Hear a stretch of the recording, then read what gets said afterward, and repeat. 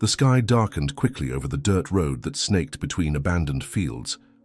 Heavy grey clouds gathered on the horizon, foreshadowing the storm that would soon fall. It was in this desolate scenario that an old car with faded paint and several rust marks slowed down until it came to a complete stop on the shoulder. Inside the vehicle, silence weighed like lead, broken only by the occasional sound of the engine that ran irregularly. Donna Louise, at 67, grey hair tied in a simple bun and hands marked by decades of hard work, looked out the window with an expression of growing confusion on her face. "Why are we stopping here?" "The hospital isn't in this direction," asked Louise, adjusting the faded shawl over her thin shoulders, while her brown eyes, still bright despite her age, sought some explanation in the tense faces of her children. Catherine, the oldest daughter, gripped the steering wheel so tightly that her knuckles turned white. She was 38, with dark hair cut at shoulder length and a perpetually tired expression on her angular face. Dressed in simple but good quality clothes, she took a deep breath before turning off the engine completely. Her brother Jonathan, seated next to her in the passenger seat, ran his hand through his already thinning hair at 35. There was a calculated coldness in his eyes, which avoided meeting his mother's in the rearview mirror. His large hands, calloused from construction work, drummed nervously on the glove compartment. "Mom, we've reached the end of the line," said Catherine, her voice controlled without any trace of emotion or remorse. "We're tired of being responsible for you. Your presence has been disrupting our lives for too long." Little Nathaniel, Louise's grandson and Catherine's son, was sitting in the back seat next to his grandmother. At just 7 years old, his large dark eyes observed everything with growing apprehension. His brown hair fell over his forehead in misaligned strands, and he clutched against his chest a small worn teddy bear, a gift he had received from his grandmother on his last birthday. Wearing a blue sweatsuit that was already a bit short for his size, he realized that something very wrong was happening. He felt his grandmother's protective arm around him and clung to it as if it were a lifeline. "What are you talking about, Catherine? You promised to take me to the doctor. I need to have my heart exam. The doctor said it's very important," replied Louise, her voice beginning to tremble slightly as the first raindrop hit the car's windshield with a dry snap. Jonathan abruptly opened the car door and walked around to the back door. He wore faded jeans and a flannel shirt with paint stains on the sleeves. His square face, with several days' worth of stubble, showed no emotion when he opened the door beside his mother. The first gust of cold wind entered the car, making Louise instinctively shrink back. Without saying a word, Jonathan took a small worn suitcase from the trunk and placed it on the dirt ground beside the car. "Get out of the car, Mum," ordered Catherine, finally turning to face Louise. There was something cold and calculating in her eyes, a deliberate cruelty that made the elderly woman's heart tighten in her chest. "We're tired of your illnesses, your medications, your constant needs. We have our own lives to live now, without the burden of caring for a sick old woman." Louise felt as if the world beneath her feet was disappearing. She looked at her son standing beside the car, at her daughter in the front seat, and finally at her grandson by her side, who now had eyes wide with fear. Her mind tried to process what was happening, but it was as if a dense fog had settled in her thoughts. A second raindrop fell, quickly followed by several others, forming a constant noise on the vehicle's roof. The clouds now covered the entire sky, turning dusk into near night. "You can't be serious. This road is deserted. It's going to rain hard." Her voice failed, a knot forming in her throat as the reality of the situation began to sink in. "Where will I stay? How will I get to a safe place?" Jonathan extended his hand to help her out, but there was an impersonality about him that cut Louise's heart.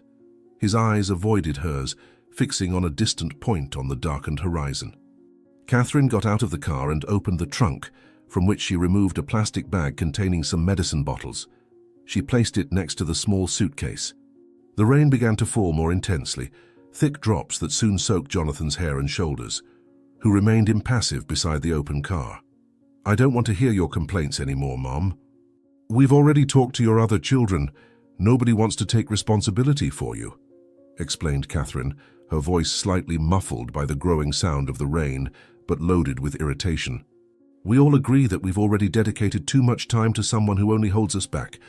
Now we want to enjoy our lives without this constant burden." Louise felt hot tears contrasting with the coldness of the rain that now began to hit her face through the open door. She looked at her children, searching for some sign that this was just a nightmare, that she would wake up at any moment in her bed. But the determined faces before her confirmed that this was real, cruelly and irrevocably real. She thought about her other children scattered across the country, each living their own life, each having followed their own path after she had sacrificed everything to raise them. "Please, children, I gave my life for all of you," she pleaded, her voice breaking into contained sobs. "After your father died, I worked 3 different jobs at the same time to support you. I cleaned offices at dawn, sold food at the market in the morning, sewed clothes at night, all so that you all could study, have a better life than mine." Jonathan finally looked at her, but his eyes were empty of any empathy. There was a coldness in him that Louise had never seen before, not even in the most difficult moments of her son's rebellious adolescence. The rain now fell steadily, forming small puddles around Jonathan's feet. His work boots were already covered in mud, but he seemed not to care. Lightning briefly illuminated his face, revealing lines of tension around his mouth and eyes. "And now we want to live without having to look back," he responded, impatiently gesturing for her to get out of the car. "They say there's a shelter in that direction, but honestly, I don't care if you get there or not. We've already wasted too much time with your endless needs." Nathaniel, who until then had been observing the scene in absolute silence, began to cry. They weren't silent tears, but deep sobs that shook his small body. He clung to his grandmother's arm, his childish fingers holding the fabric of her coat with desperate force. His normally cheerful little face was contorted in an expression of pure despair that broke what remained of Louise's heart. "Grandma can't go away. Why are you doing this? She's sick. She needs her medicines," cried the boy, his childish voice carrying an understanding and empathy that his own parents lacked. "Grandma always took care of me when I was sick. We have to take care of her." Catherine approached and firmly pulled her son by the arm, separating him from his grandmother, with a sudden movement that made Nathaniel cry even louder. The rain now fell in dense sheets, and everyone was already partially wet. Catherine's hair stuck to her face and she pushed it away impatiently while trying to control her son who was struggling in her arms. Louise felt the last warmth leaving her body when the little one was torn from her side. "Stop this drama right now, Nathaniel. Your grandmother has become a nuisance that we can no longer tolerate," Catherine stated, with deliberate coldness in her voice. "She's already had her life, had 15 children, and none of them want to stay with her. Now it's our turn to live without this weight on our backs. It's time to think about ourselves once and for all."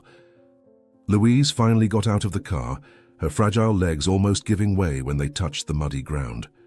The rain immediately soaked her clothes, and the cold wind cut like razors through the thin fabric of her dress and shawl. Jonathan carelessly threw an old jacket on the ground beside her, as if he were discarding an unwanted object.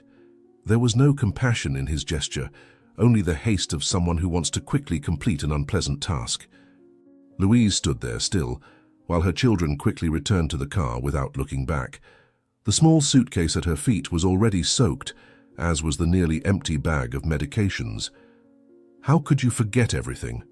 The nights I stayed awake when you were sick, the times I went hungry so you could eat, the birthdays we celebrated with the little we had, but always with so much love," murmured Louise, more to herself than to them, her voice almost inaudible under the sound of the rain beating against the car roof. Jonathan quickly got into the passenger seat, slamming the door. Catherine struggled to get Nathaniel back into the back seat, the boy squirming and begging, trying to escape to return to his grandmother. She finally managed to put him in the seatbelt and ran to the driver's side. Nathaniel immediately lowered the window, despite the rain coming in, and extended his small hand toward his grandmother. "Grandma, I'll come back for you. I promise." "I won't leave you alone," shouted the boy, tears mixing with rain on his desperate little face. "I love you, Grandma. Please wait for me." Catherine started the car with an expression of irritation, holding her son with one arm while maneuvering to return to the road. Her eyes deliberately avoided the rearview mirror, where she could see her mother's solitary figure being left behind in the rain. A part of her, buried under years of resentment and hardship, screamed that this was wrong, but she quickly suffocated it. Your grandmother is no longer our problem. I'm tired of hearing her complaints, of taking care of someone who should have managed on her own a long time ago, Catherine said with obvious irritation, without any trace of remorse. Now close that window and forget she exists. We have a better life waiting for us, without this constant burden. The car began to move slowly, the wheels spinning in the mud before gaining traction. Louise remained motionless, the rain now falling mercilessly on her, transforming her grey hair into dark strands stuck to her wrinkled face. Her eyes, full of tears that mixed with raindrops, followed the car as it drove away, taking her grandson, the only person who seemed to really care about her. Nathaniel's little face in the back window, his small hands pressed against the glass, was the last image she registered before the vehicle disappeared around a bend in the road. 15 children I raised, 15 hearts I fed, and now I'm alone under this rain, she whispered to the wind, as thunder rumbled in the distance, as if the sky itself shared her indignation. Louise finally moved, picking up the small suitcase and the bag of medications. The weight, although not much, seemed enormous for her arms already weakened by age and illness. She began to walk slowly in the direction indicated by Jonathan, each step sinking into the mud that was already forming. The rain fell increasingly harder, creating a curtain of water that made it difficult to see. Her old shoes were already completely soaked, and the cold water penetrated to her bones. A chill ran through her body, making her tremble uncontrollably. God, give me strength to reach somewhere safe. Not for me, but so that one day I can see my grandson again, she prayed aloud, her voice almost swallowed by the sound of the storm that was now intensifying. After walking for a few minutes, exhaustion began to weigh on Louise. Her steps became slower, more dragged. The suitcase seemed to get heavier with each meter, and her breathing began to become difficult.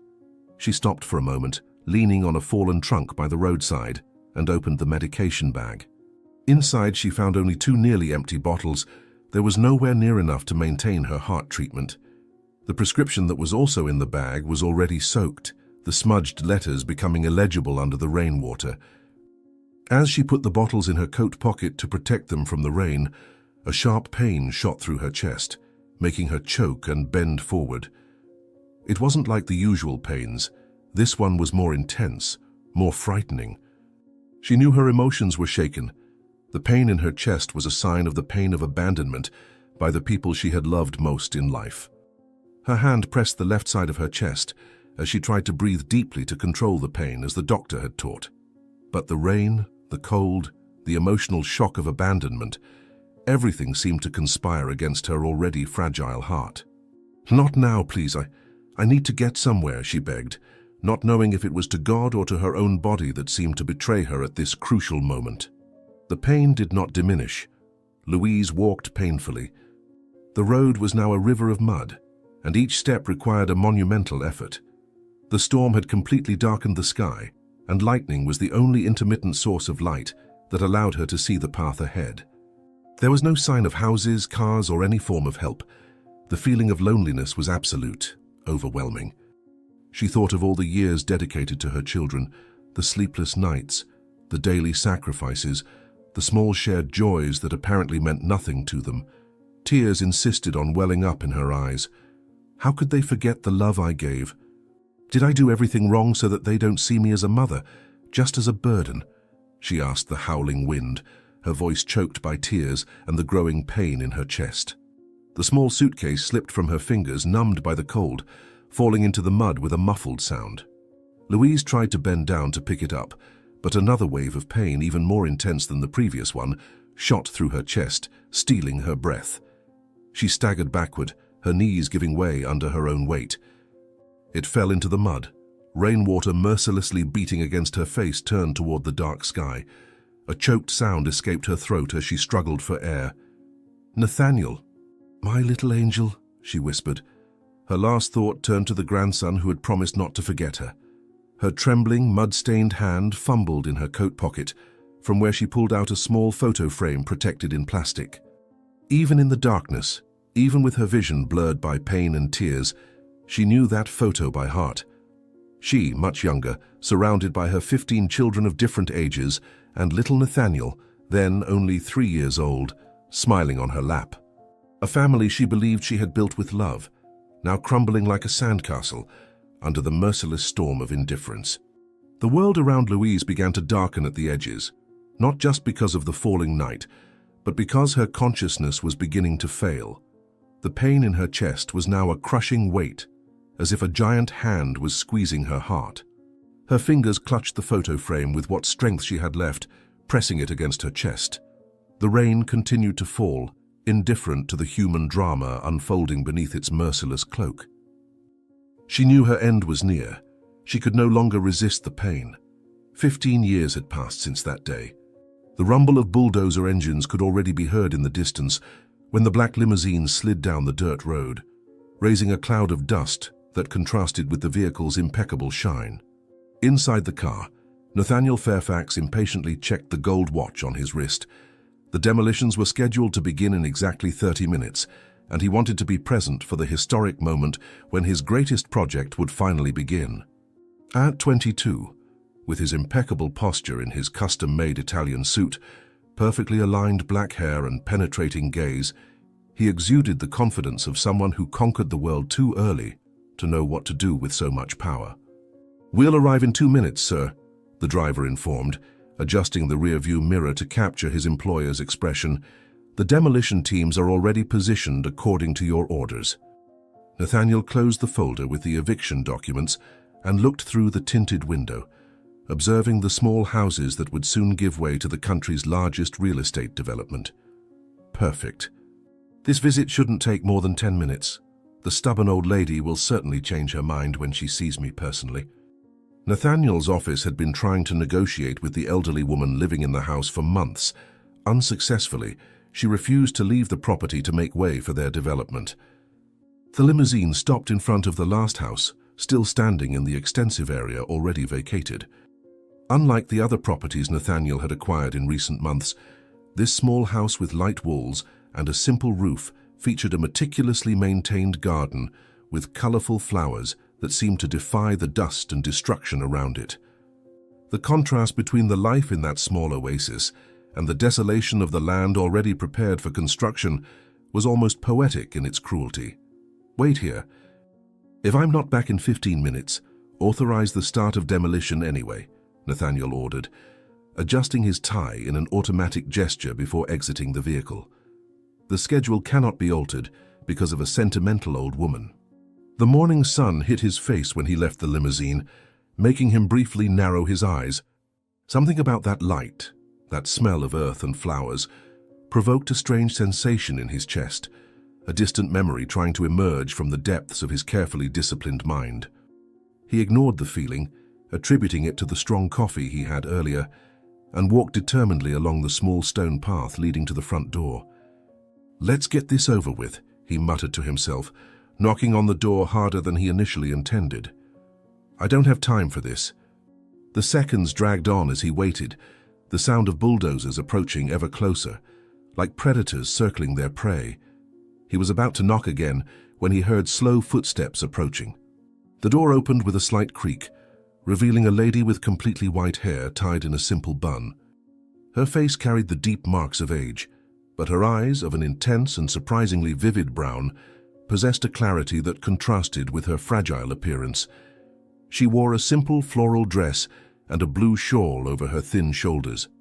"Are you the owner of the company that wants to demolish my house? Finally decided to come personally?" she asked, showing no surprise or intimidation, just a resigned weariness in her voice. "Come in. The house is still mine for now, at least." Without waiting for an answer, the elderly woman turned and walked slowly into the house, leaving the door open as a silent invitation. Nathaniel hesitated briefly, disconcerted by the lack of reverence or nervousness that his presence usually provoked. He followed her inside, closing the door behind him with a soft click that seemed inappropriately civilized considering the purpose of his visit. "I didn't come to negotiate, ma'am," he announced, standing in the small living room. "I came to inform you personally that the demolition will begin today, in fact in a few minutes, with or without your cooperation. The courts have already ruled in my favor." The elderly woman didn't seem shaken by his harsh words. She moved with surprising grace to a small adjoining kitchen, from which she returned moments later, with a steaming cup of tea that she offered to Nathaniel. The gesture so out of context caught him off guard, making him accept the drink purely by reflex. 15 years in this house, she commented, sitting in a worn rocking chair, her eyes never leaving the young businessman's face. It may not seem like much to someone your age, but for me it represented an entire life rebuilt from scratch. Nathaniel took a sip of the tea, more to buy time than out of desire, and was surprised by the familiar flavor that awakened a strange feeling of comfort he couldn't explain.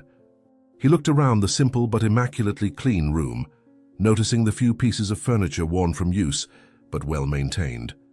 His gaze rested on a small side table where several photo frames were arranged, all facing down, as if the homeowner wanted to hide the photographs without being able to completely part with them.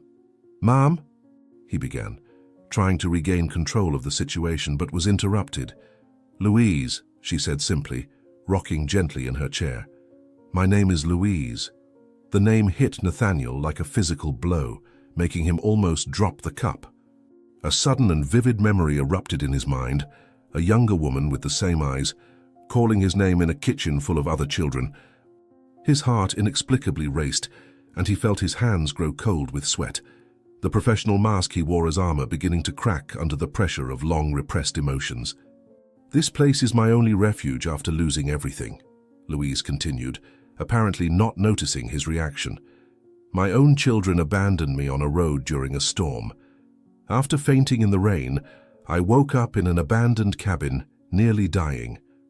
An elderly couple found me and cared for me until I recovered. I spent years with them, helping as I could, and when they passed away, they left me this house. 15 children that I raised alone, and none of them cared when I needed them most." Outside, the noise of excavators increased considerably.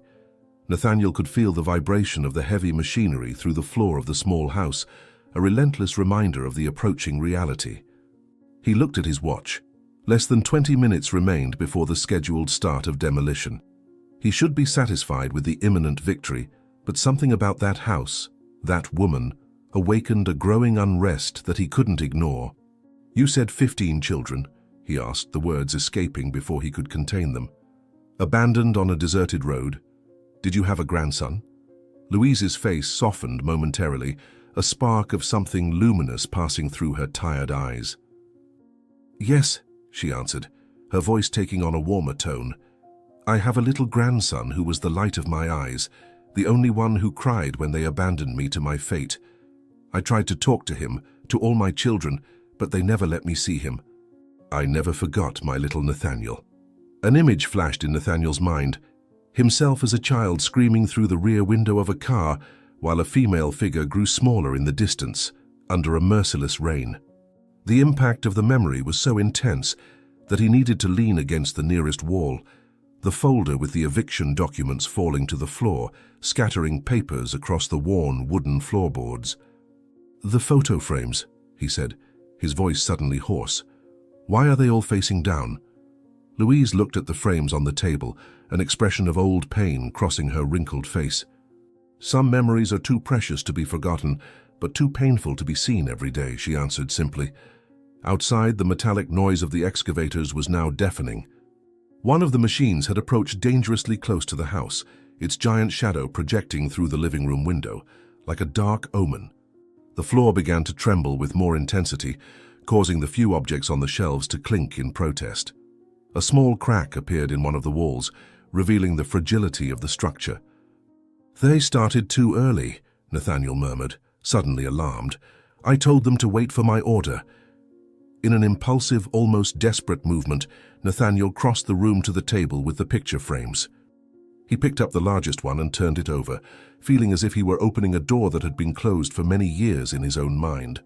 The photograph showed a much younger Louise, surrounded by a large group of children of different ages. And there, sitting on her lap with a childish smile showing missing baby teeth, was himself at 7 years old. "Impossible," he whispered, his fingers tracing the image of the boy in the photograph as if he could extract the truth by touch. The entire house shook violently, the sound of breaking glass coming from the kitchen, when the first thrust of the excavator hit a side part of the building.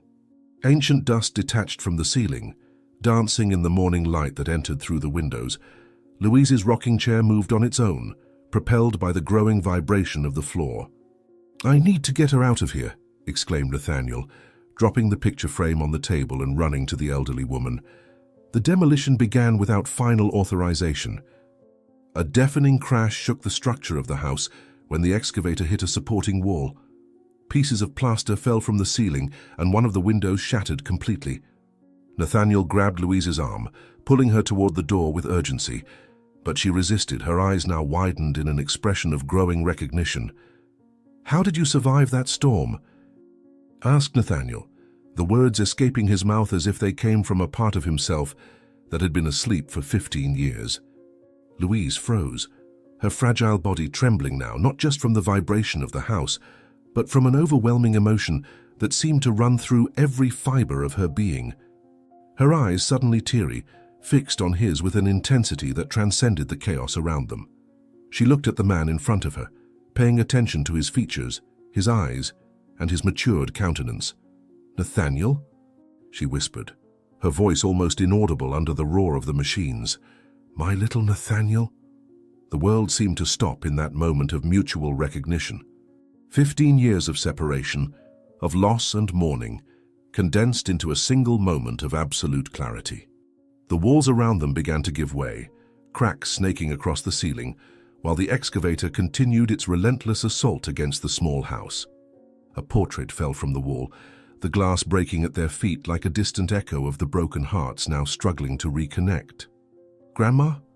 The word escaped Nathaniel's lips like a prayer, carrying decades of unanswered questions and tears never shed.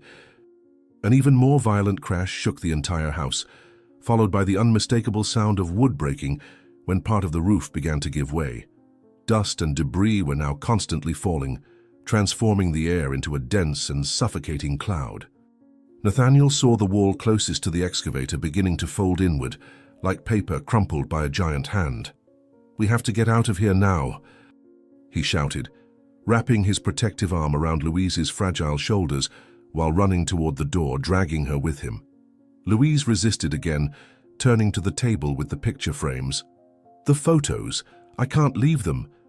she exclaimed, trying to break free from Nathaniel's firm grip. "There's no time," he responded, pulling her harder. The front door was already partially blocked by fallen debris, and the path to the kitchen had completely disappeared under a collapsed section of the ceiling. With a cry of frustration, Nathaniel pulled Louise to him and practically carried her toward the only intact window on the side of the house. He kicked the glass, breaking it completely, and looked outside. The drop wasn't large, but it could be dangerous for an elderly woman's fragile bones. From the other side of the house, he could hear the distant shouts of workers who finally realized that the structure was occupied. "Hold on to me," he ordered, lifting Louise in his arms with a quick movement that surprised even himself. Carefully, but still with desperate urgency, he passed through the window opening, protecting Louise's fragile body against the remaining glass shards. He landed outside with a dull thud, his knees protesting against the impact, but maintaining enough balance not to drop his precious cargo. They had barely moved a few meters when a final crash announced the complete collapse of the small house. A cloud of dust rose like a ghost of what was once a home, momentarily enveloping them in a gray, suffocating curtain. When the dust began to settle, Nathaniel found himself still holding Louise firmly in his arms, both covered from head to toe with a thin layer of white dust. His impeccable suit was ruined, torn in several places, and a superficial cut on his cheek left a red trail on his dusty skin. But none of that mattered now. His eyes were fixed on the face of the elderly woman in his arms, the face he had searched for so long without knowing. "Nathaniel, is it really you, my boy?" asked Louise, her voice trembling as her wrinkled hand hesitantly touched his face, as if fearing he might disappear at any moment. Around them, excavator operators ran in their direction, some shouting orders over the radio, others trying to assess the damage and possible injuries. The dust continued to hover in the air like a ghostly mist, the morning sun filtering through it in diffused rays that gave the scene an almost dreamlike quality. In the background, the ruins of the small house formed an unlikely monument to the reunion that fate had orchestrated in the most improbable way possible. "Yes, Grandma," Nathaniel finally replied, his voice broken by emotion contained for so many years. "It's me. I didn't know the house was yours, didn't know it was you, but I'm happy to finally find you, as I promised." The smile that illuminated Louise's wrinkled face transformed her tired features, momentarily undoing the deep marks that years of loneliness and suffering had imprinted on her skin. Her eyes, now filled with tears, shone with an intensity that seemed to recover lost youth. Her trembling hands rose to touch Nathaniel's face, as if she needed to confirm through touch that he was real, not just another of the many visions she had dreamed during the long years of separation. The demolition dust floated around them like small crystals suspended in the morning light, almost a magical mist framing that impossible moment. But suddenly Louise's smile faltered, a shadow of pain crossing her countenance, as her right hand instinctively moved to the left side of her chest. "My little Nathaniel."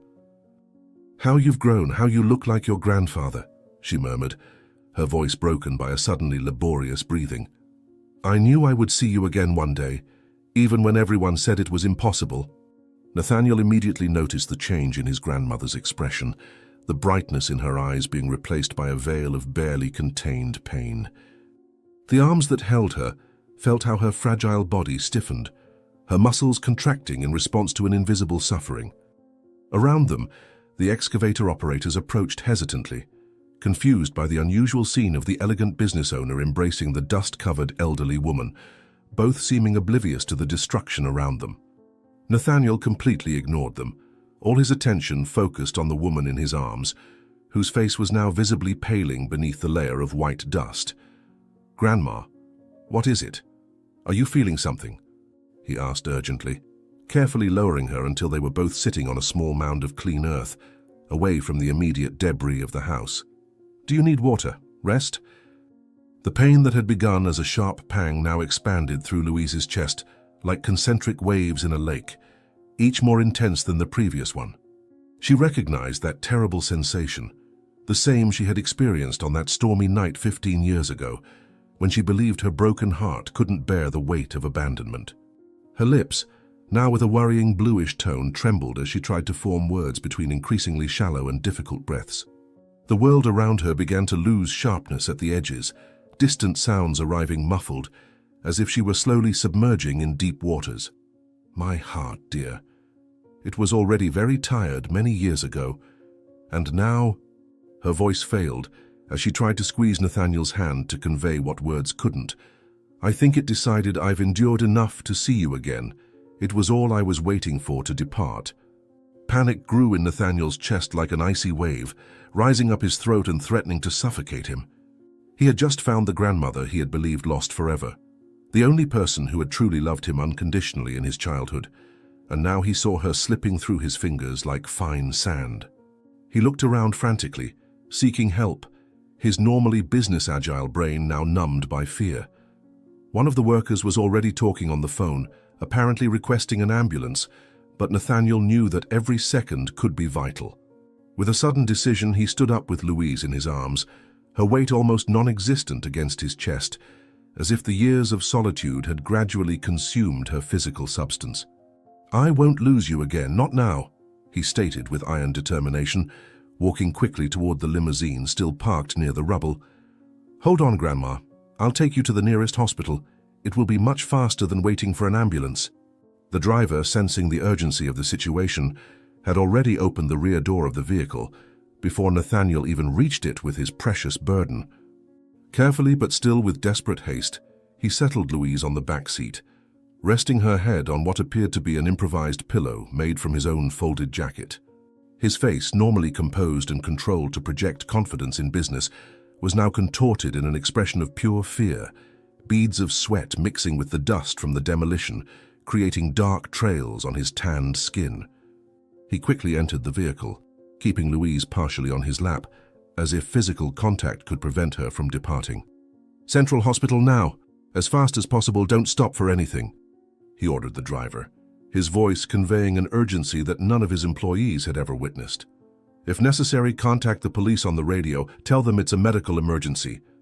Louise felt her body becoming increasingly distant, as if she were observing everything from an increasingly elevated point. The pain, paradoxically, began to diminish, replaced by a numbness that spread from the center of her chest to her extremities, She knew what this meant. Her heart was failing rapidly, unable to pump enough blood throughout her body. Part of her mind accepted this fact, with the resignation of someone who had lived fully and was ready to depart. But another part fought fiercely to remain. She couldn't go now, not when she had just recovered her beloved grandson. Her eyes focused with difficulty on Nathaniel's desperate face, noticing how, beneath the dust and the expression of a man, she could still glimpse the boy who had promised to return for her. "Don't be afraid, my dear," she whispered, her voice almost inaudible over the roar of the limousine's engine accelerating through the streets. "I've lived much longer than I expected on that day on the road. Finding you again was the gift I didn't dare ask God for. I love you so much, Nathaniel. You have always been and will always be the light that illuminates my days." The limousine moved through the city streets like a black projectile, ignoring red lights and overtaking other vehicles with maneuvers that under any other circumstances would be considered reckless. Inside the vehicle, Nathaniel kept his eyes fixed on his grandmother's increasingly pale face, as if he could keep her anchored to life by the sheer force of his determination. His hands, which had signed million-dollar contracts without trembling, now visibly shook as they held Louise's cold hands. 15 years of suppressed memories emerged in his mind, like air bubbles rising to the surface of a deep lake. The taste of the tea she prepared on cold afternoons, the stories she told before bedtime, the way she always found time for each of her 15 children, and even more for her only grandson. "Don't talk like that, Grandma," he pleaded, his voice choked with emotions he hadn't allowed himself to feel since childhood. "We've come so far, found each other after all this time. It can't end like this. Not now." Louise's countenance assumed an expression of peace that contrasted dramatically with the panic on Nathaniel's face. Her lips, now decidedly blue, sketched a serene smile while her gaze seemed to pierce through the present and reach a horizon invisible to the eyes of the living. The memories of an entire lifetime passed through her mind, like pages of a book flipped by the wind. Her humble childhood, her marriage to George, the birth and premature death of her only biological child, the decision to adopt needy children, the years of tireless work to raise them, the abandonment on the road, the struggle for survival, the patient reconstruction of a shattered life, and finally, the unexpected miracle of this reunion.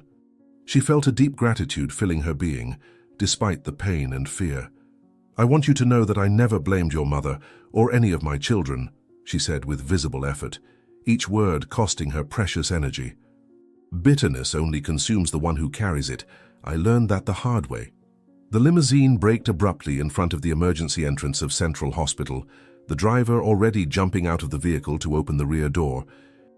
Nathaniel exited quickly, carrying Louise with infinite care, as if she were made of the most fragile crystal.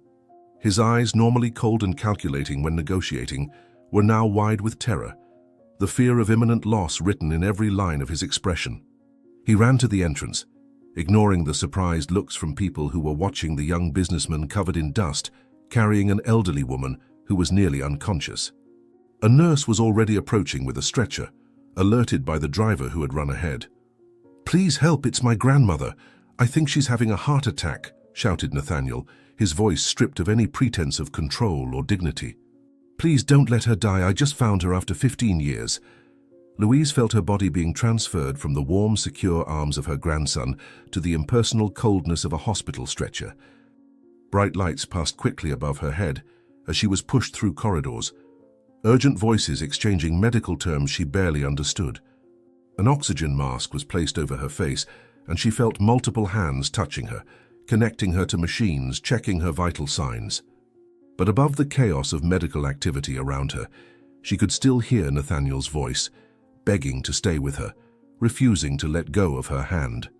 Amid the growing confusion, she felt a strange peace settling within her, as if a part of her already knew that regardless of the outcome, she had fulfilled her most important mission in this life. "Nathaniel, my boy, always remember that love is the only thing that truly matters in the end," she managed to whisper, before the mask was adjusted more firmly over her face. "Don't waste your life accumulating things. Accumulate moments with people who matter." A team of doctors and nurses was waiting in the emergency room, already alerted about the imminent arrival of an elderly patient in possible cardiac arrest. When the stretcher passed through the double doors, clinical efficiency took over the environment, precise orders being given and executed with the speed that only years of training can provide. Nathaniel tried to follow the stretcher into the room, but was firmly prevented by a stocky nurse who blocked his path with inflexible gentleness. The last glimpse he had of his grandmother was her pale face partially covered by the oxygen mask, her eyes closed as if already asleep, her small and fragile body surrounded by professionals in white uniforms who seemed like giants around her. "I'm sorry, sir, but you cannot enter," explained the nurse, his voice professional but not devoid of compassion. "The team needs space to work. There's a waiting room just over there. Someone will come to inform you as soon as we have news." Suddenly alone in the cold and impersonally lit corridor, Nathaniel felt all strength leave his legs. He let himself fall heavily into one of the plastic chairs against the wall, his body suddenly reminding him of all the impacts and efforts of the last few hours. His expensive clothes were ruined, torn and dirty with dust.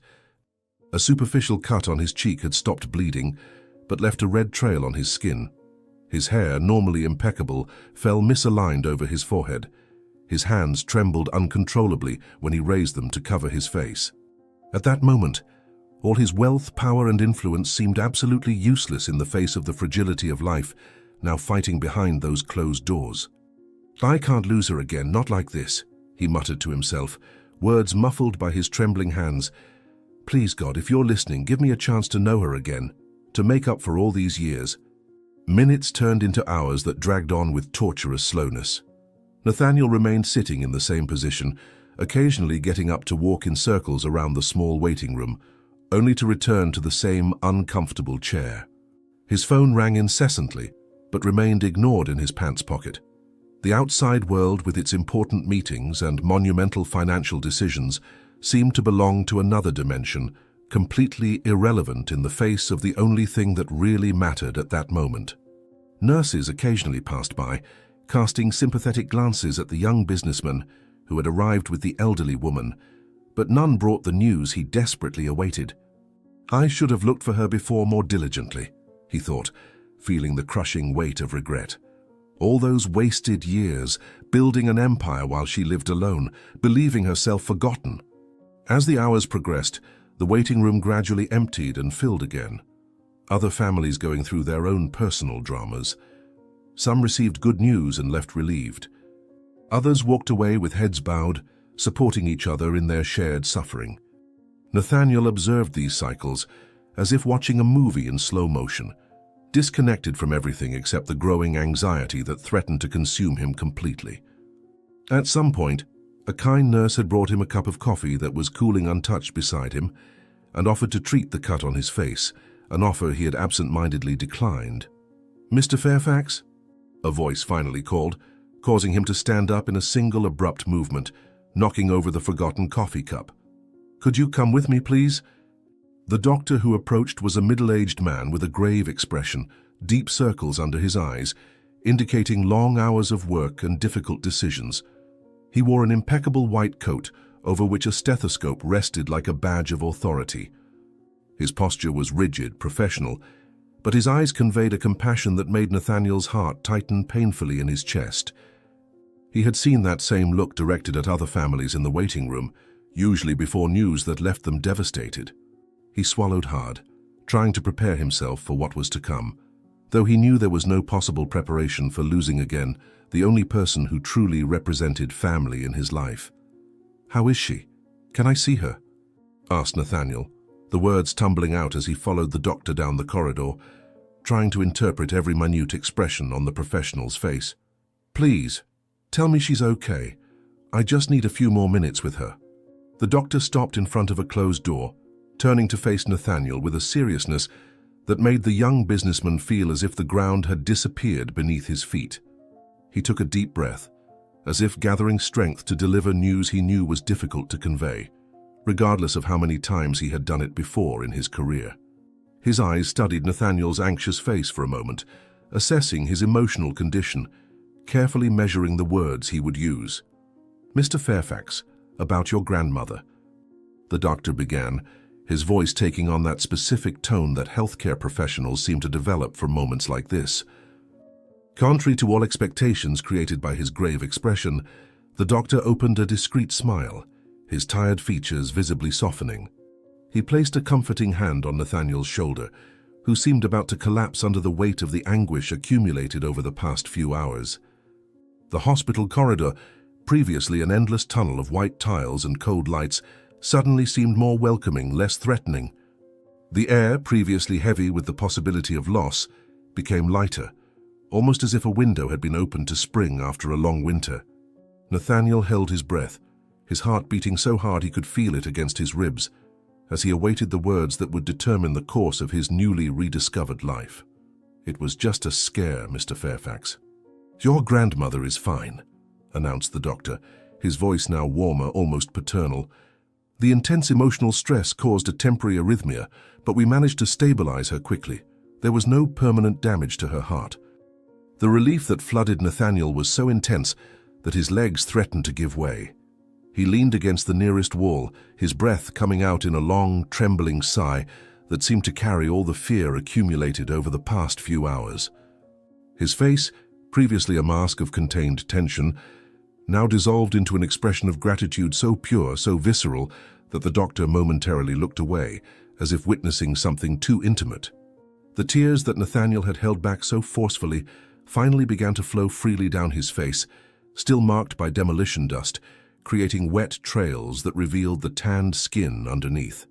"Thank God," he murmured, running his hand over his face in an automatic gesture, trying to regain some composure. "Can I see her now? I need her to know that I'm here, that I won't leave her alone again." The doctor consulted some notes on a clipboard that Nathaniel hadn't even noticed until that moment, nodding slightly as he read. The hospital corridors continued with their constant movement. Hurried nurses carrying medication trays, lost visitors looking for their loved ones' rooms, other doctors discussing cases in low voices in corners.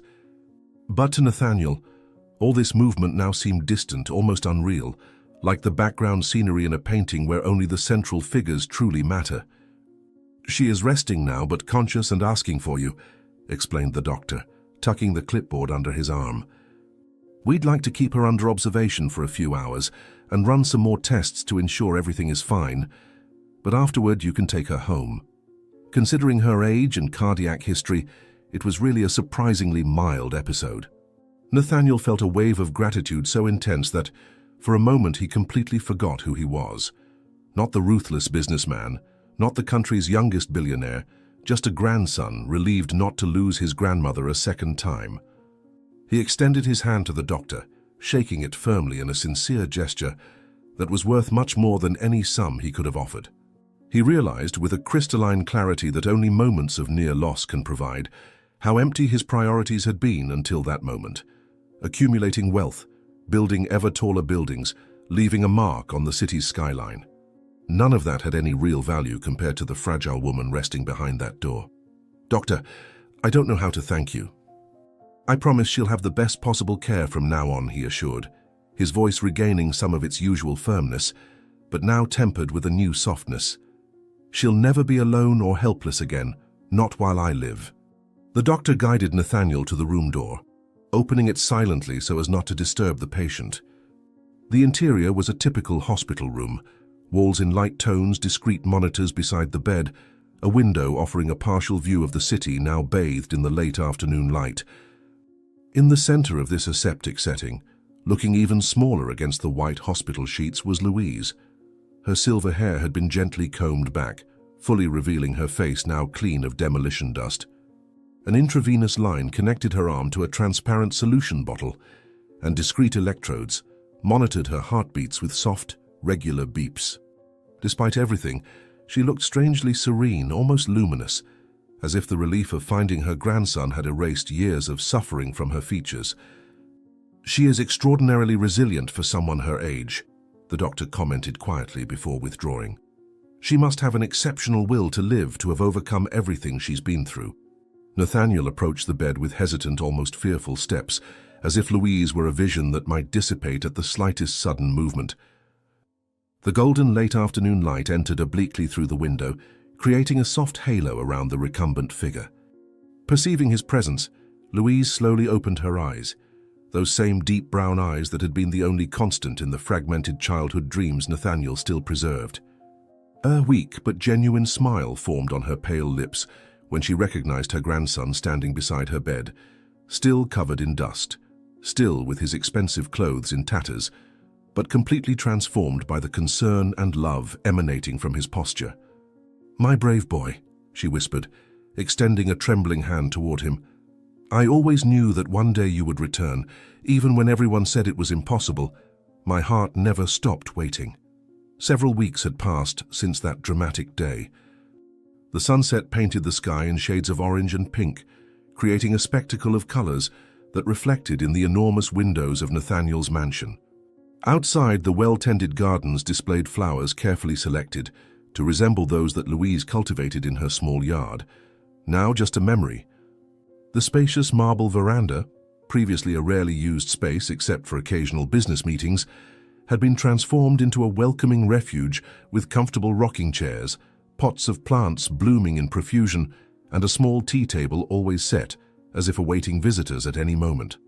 Louise, now wearing an elegant light blue dress that perfectly complemented her silver hair, arranged in a simple but dignified bun, observed the city's horizon with an expression of contemplative serenity. Nathaniel exited through the French door connecting the living room to the veranda, carrying a tray with a steaming teapot and 2 fine porcelain cups. He was dressed casually, a striking contrast to the impeccable suits that constituted practically his uniform in the weeks before their reunion. His hair, previously rigidly controlled, now fell more naturally over his forehead, and a short, well-trimmed beard was beginning to define his face in a way that made him even more similar to the grandfather whom Louise had loved so much. There was a lightness in his movements, a relaxation that none of his business associates would recognize as belonging to the ruthless Nathaniel Fairfax they knew.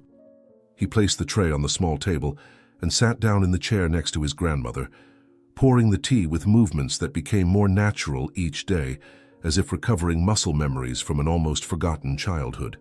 "How are you feeling today, Grandma?" he asked, handing her a cup with the care of someone handling an invaluable treasure. "The doctor said your latest tests were excellent, but I need to ask anyway." Louise accepted the cup, inhaling the familiar aroma with evident pleasure.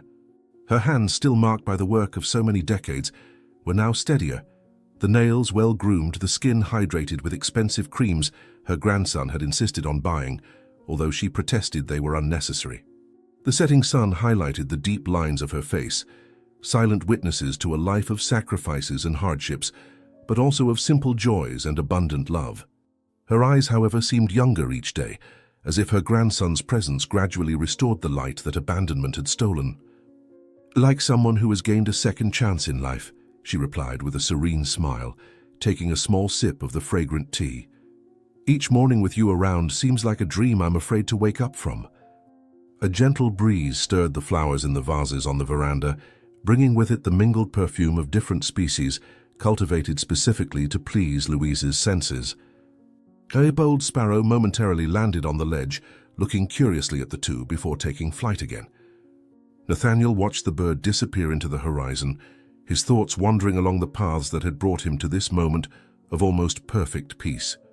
The first stars began to appear in the gradually darkening sky, silent witnesses to the intimate conversation unfolding on the luxurious veranda. "I searched for you for years, you know," confessed Nathaniel, his eyes fixed on the city stretching below them, the first lights beginning to dot the urban landscape. "After that day on the road when I finally stopped crying and started asking questions, my mother told me you had died in the storm. But something inside me never fully believed it. I saw in her eyes that she was lying, so I promised myself that when I was old enough I would find you." Louise extended her hand, gently touching her grandson's arm in a gesture of silent understanding. The weeks of living together had created between them a connection that transcended the 15 years of separation, as if the bond formed during Nathaniel's childhood had merely been dormant, never truly broken. The doctors had commented on Louise's remarkable improvement in health since she had moved into the mansion. Her blood pressure had stabilized, her heart functioned with more strength and regularity, Even her mobility had improved significantly. They attributed this to the first-rate medical care that Nathaniel had provided, but Louise knew that the true medicine was her grandson's presence, the end of the loneliness that had for so long eroded her will to live. "When I grew up, I ran away from home several times trying to find you," continued Nathaniel, his low voice laden with contained emotions. "I visited shelters, hospitals, even morgues, but never found any clue. It was as if you had simply disappeared from the face of the earth." Twilight advanced, the last vibrant colors of the sunset giving way to the softer tones of early evening. Automatic lights discreetly lit up in the gardens below, illuminating the winding paths between meticulously planned flower beds. From the elevated veranda, the view of the city was spectacular. Distant skyscrapers with their illuminated windows, the constant movement of vehicles on the main avenues, urban life pulsing in its tireless rhythm. For Louise, who had spent so many years in a small house on the outskirts, it was like observing a completely different world, a world her grandson had conquered while she struggled daily just to survive. "Fate reunited us when we least expected," said Louise emotionally, gently squeezing her grandson's hand. "Just when you were about to demolish my house, just when I thought I would lose my last refuge." How life can be surprising in its mysterious ways. Night had now fully settled in, bringing with it that special tranquility that seems to belong only to the hours after sunset, when the world imperceptibly slows down. The stars now dotted the entire visible sky, diamonds scattered on an infinite black mantle. Inside the mansion, staff moved silently, preparing dinner that would be served at a table now always set for 2 people, never again for a solitary meal. Nathaniel had redecorated several rooms of the house to make them more welcoming, more like a real home than the impersonal display of wealth it had been before. "And the others? Your mother? Your uncles?" Louise asked hesitantly, a shadow of old pain briefly passing through her eyes. "Did they ever know you were looking for me?" Nathaniel inhaled deeply, placing his cup on the table with a deliberately calm movement. His expression momentarily hardened, the only visible trace of the ruthless man who dominated the business world. The transformation was subtle but perceptible. A slight stiffening of the jaw, a colder gleam in his gaze, small signs of the emotional armor he had built over the years to protect the wounded boy who still lived within him. The soft light from the garden lamps created complex shadows on his face, accentuating the resemblance to the grandfather he had never known, but whose photographs he had studied obsessively after finding Louise again. "They went on with their lives, never changing," he replied with controlled coldness, his fingers lightly drumming on the table. "When I started to succeed in business, when my name appeared in the first news reports, they tried to reconnect. But I never forgot what they did to you, never forgot your face disappearing in the rain." A thoughtful silence settled between them, filled only by the night sounds of the garden and the distant melody coming from inside the house, where someone had turned on the sound system with soft classical music that Louise particularly appreciated. The moon began its ascent in the sky, pouring silvery light onto the veranda, complementing the artificial lighting with its ethereal glow. Louise observed her grandson's defined profile, recognizing in him not only physical family traits, but also that unwavering determination that characterized all her children, for better or worse.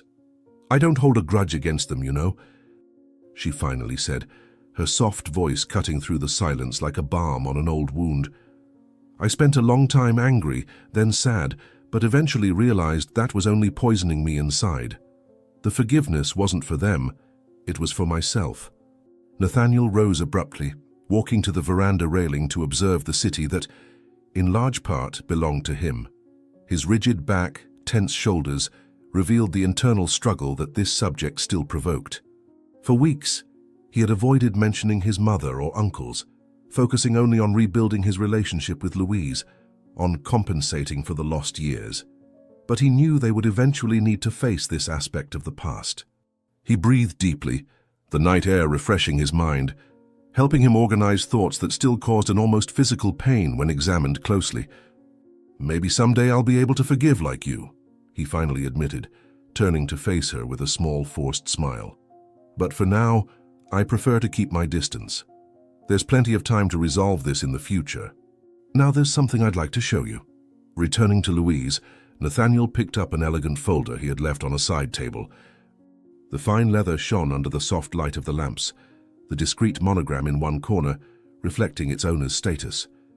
With careful, almost reverent movements, he opened it and removed several architectural plans printed on high-quality paper, spreading them out before his grandmother's curious eyes. The images showed a complex of buildings harmoniously integrated into a large wooded area, clearly designed with meticulous attention to every detail. At the center of the complex, a main building with elegant lines dominated the composition, its large windows designed to capture maximum natural light. "This is my new project," he explained, genuine enthusiasm illuminating his features. "The Donna Louise Support Center, a place for abandoned elderly to find a new family. It will be built exactly where your old house was, preserving your sunflower garden as the centerpiece." Louise's eyes filled with tears as she studied the drawings carefully, her wrinkled fingers lightly tracing the lines on the paper, as if she could thus feel the future reality they represented. The moonlight, now more intense, illuminated her age-marked face, highlighting not the wrinkles but the serene beauty of a life lived with purpose and dignity. For a moment it seemed she couldn't speak, overcome with emotion at her grandson's deeply meaningful gesture. When she finally found her voice, it was laden with gratitude that transcended simple words. "It's more beautiful than anything I ever dreamed," she murmured, drying a tear with her fingertips, transforming a place of abandonment into a refuge of hope. "I cannot imagine a more beautiful legacy." Nathaniel knelt beside his grandmother's chair, as he had done so many times in childhood, when he wanted to tell her an important secret or simply feel closer to her comforting warmth. "You will be the honorary director," he continued, his voice firmer now, filled with determination. "Your experience, your compassion, your personal story, all of this will guide the project. No one better than you to understand what these people really need." Louise embraced her grandson, her tears now flowing freely as sobs of joy gently shook her fragile body. The moon, now high in the sky, bathed the scene in its silvery light, creating an almost magical moment on the porch of the mansion that, weeks before, Nathaniel would never have imagined sharing with the grandmother he had believed lost forever. The gentle breeze lightly stirred the plants around them, carrying the perfume of nocturnal flowers that had been specially planted to bloom under the moonlight, complementing the beauty of the daytime varieties. "God truly never abandons the good," whispered Louise against her grandson's shoulder, her voice choked with emotion. "He merely reserves them for special missions, for moments when they can make a real difference." Did you like this story? Comment where you're from. Subscribe to the channel, leave your like, and check out the next one waiting for you right here on screen. Don't forget to comment. I'll be waiting for you there. Richard's mansion gleamed under the light of crystal chandeliers, contrasting with the storm that battered the gardens outside. The last guests of the corporate party were saying goodbye, while staff discreetly collected champagne flutes throughout the main room. Richard, a 40-year-old man with perfectly slicked-back black hair and an impeccably tailored suit, maintained an artificial smile while shaking hands with his partners. Beside him, Catherine, a 32-year-old woman with wavy brown hair falling over her shoulders and a navy blue dress that enhanced her delicate silhouette, smiled timidly, hiding the pain she carried behind her almond-shaped eyes. With each introduction, Richard made sure to highlight his veiled frustration. "This is Catherine, my wife who hasn't yet managed to give me an heir," he commented, addressing an important investor, his touch on her arm revealing his impatience. "A toast to the future heir that will come," replied the investor, not noticing the tension in the air. The main hall of the mansion, decorated with classical paintings and imported furniture, began to empty. One of the guests, visibly altered by alcohol, approached the host couple with faltering steps and an indiscreet smile. His eyes were red, and he held his champagne flute as if his balance depended on it. Catherine felt her stomach sink when the man stopped in front of them, knowing that any comment about children would be a dagger in her already shattered heart. Richard maintained his imposing posture, as if posing for a corporate photograph, even when the drunk guest came too close, invading his personal space. The aroma of alcohol filled the air between them, when the man finally asked the question Catherine so feared. "So when are you going to present us with a little heir? Such a beautiful family should multiply, exclaimed the guest, patting Richard's shoulder. Perhaps when I find a functional wife, Richard replied with a cold smile, without even looking at Catherine. The rain intensified outside, striking the mansion's large windows as if trying to force its way in. The last guests finally departed, leaving behind only the echo of superficial conversations and the mixed aroma of expensive perfumes. The staff finished organizing the hall, casting discreet glances at the couple who remained in awkward silence. Catherine breathed with difficulty, trying to contain the tears that threatened to escape at any moment. Her heart beat erratically as she waited for everyone to leave so she could finally confront her husband about the public humiliation she had endured all night. Richard loosened his tie and poured himself a whiskey, completely ignoring his wife's presence, as if she no longer existed in his world. "Why did you do this to me? Why did you humiliate me in front of everyone?" asked Catherine, her trembling voice breaking the heavy silence that hung over them. "You call that humiliation? I call it truth. Or would you prefer I continue pretending I'm satisfied with a sterile marriage?" he retorted, downing his whiskey in one go. A lightning bolt briefly illuminated the hall, and for a moment Catherine was transported elsewhere. She saw herself sitting in the doctor's office 6 months ago, the white walls and the smell of antiseptic still vivid in her memory. The doctor, with a compassionate expression, held the results of her tests, explaining in technical terms what her heart already suspected. Her chances of conceiving naturally were minimal. She remembered how she left the office aimlessly, walking under the light rain, crying silently while people hurried by. That day she didn't have the courage to go home, to face Richard. She spent hours in a cafe staring at her untouched cup, trying to find words to explain to her husband that she might never give him the child he so desired. The painful memory was interrupted by another thunder, bringing her back to the present moment, to the inevitable confrontation. "I remember when you promised to stand by me in sickness and in health," murmured Catherine, discreetly wiping away a tear. "Infertility isn't a sickness, it's a defect. And I didn't invest in a marriage to accept defective products," Richard replied, staring at her coldly. The tension between them grew like the storm outside, each exchanged word increasing the emotional distance that had already separated them for months. Richard walked to the large window, observing the torrential rain that punished the immaculate gardens of his property. Her dark silhouette against the foggy glass created an intimidating image. Catherine remained standing in the center of the hall, feeling small and insignificant before the empire her husband had built, an empire in which she realized she never truly belonged. Her thoughts were interrupted when Richard suddenly turned, with a malicious smile on his lips, holding his cell phone as if it were a weapon. "Do you know what I've been doing for the past 3 months while you cried in corners lamenting your condition?" he asked, approaching her with slow, calculated steps. "Please, Richard, can we talk like adults? There are treatments, alternatives." Catherine tried to argue, instinctively backing away. The sound of rain against the windows formed a tragic symphony, accompanying each cruel word that came out of Richard's mouth. He circled around Catherine like a predator, savoring the power he exerted over her. His eyes, once passionate in the early years of marriage, now reflected only ambition and contempt. Catherine felt trapped in a golden cage that was shrinking by the second. Her breathing became more difficult as she tried to process what was happening.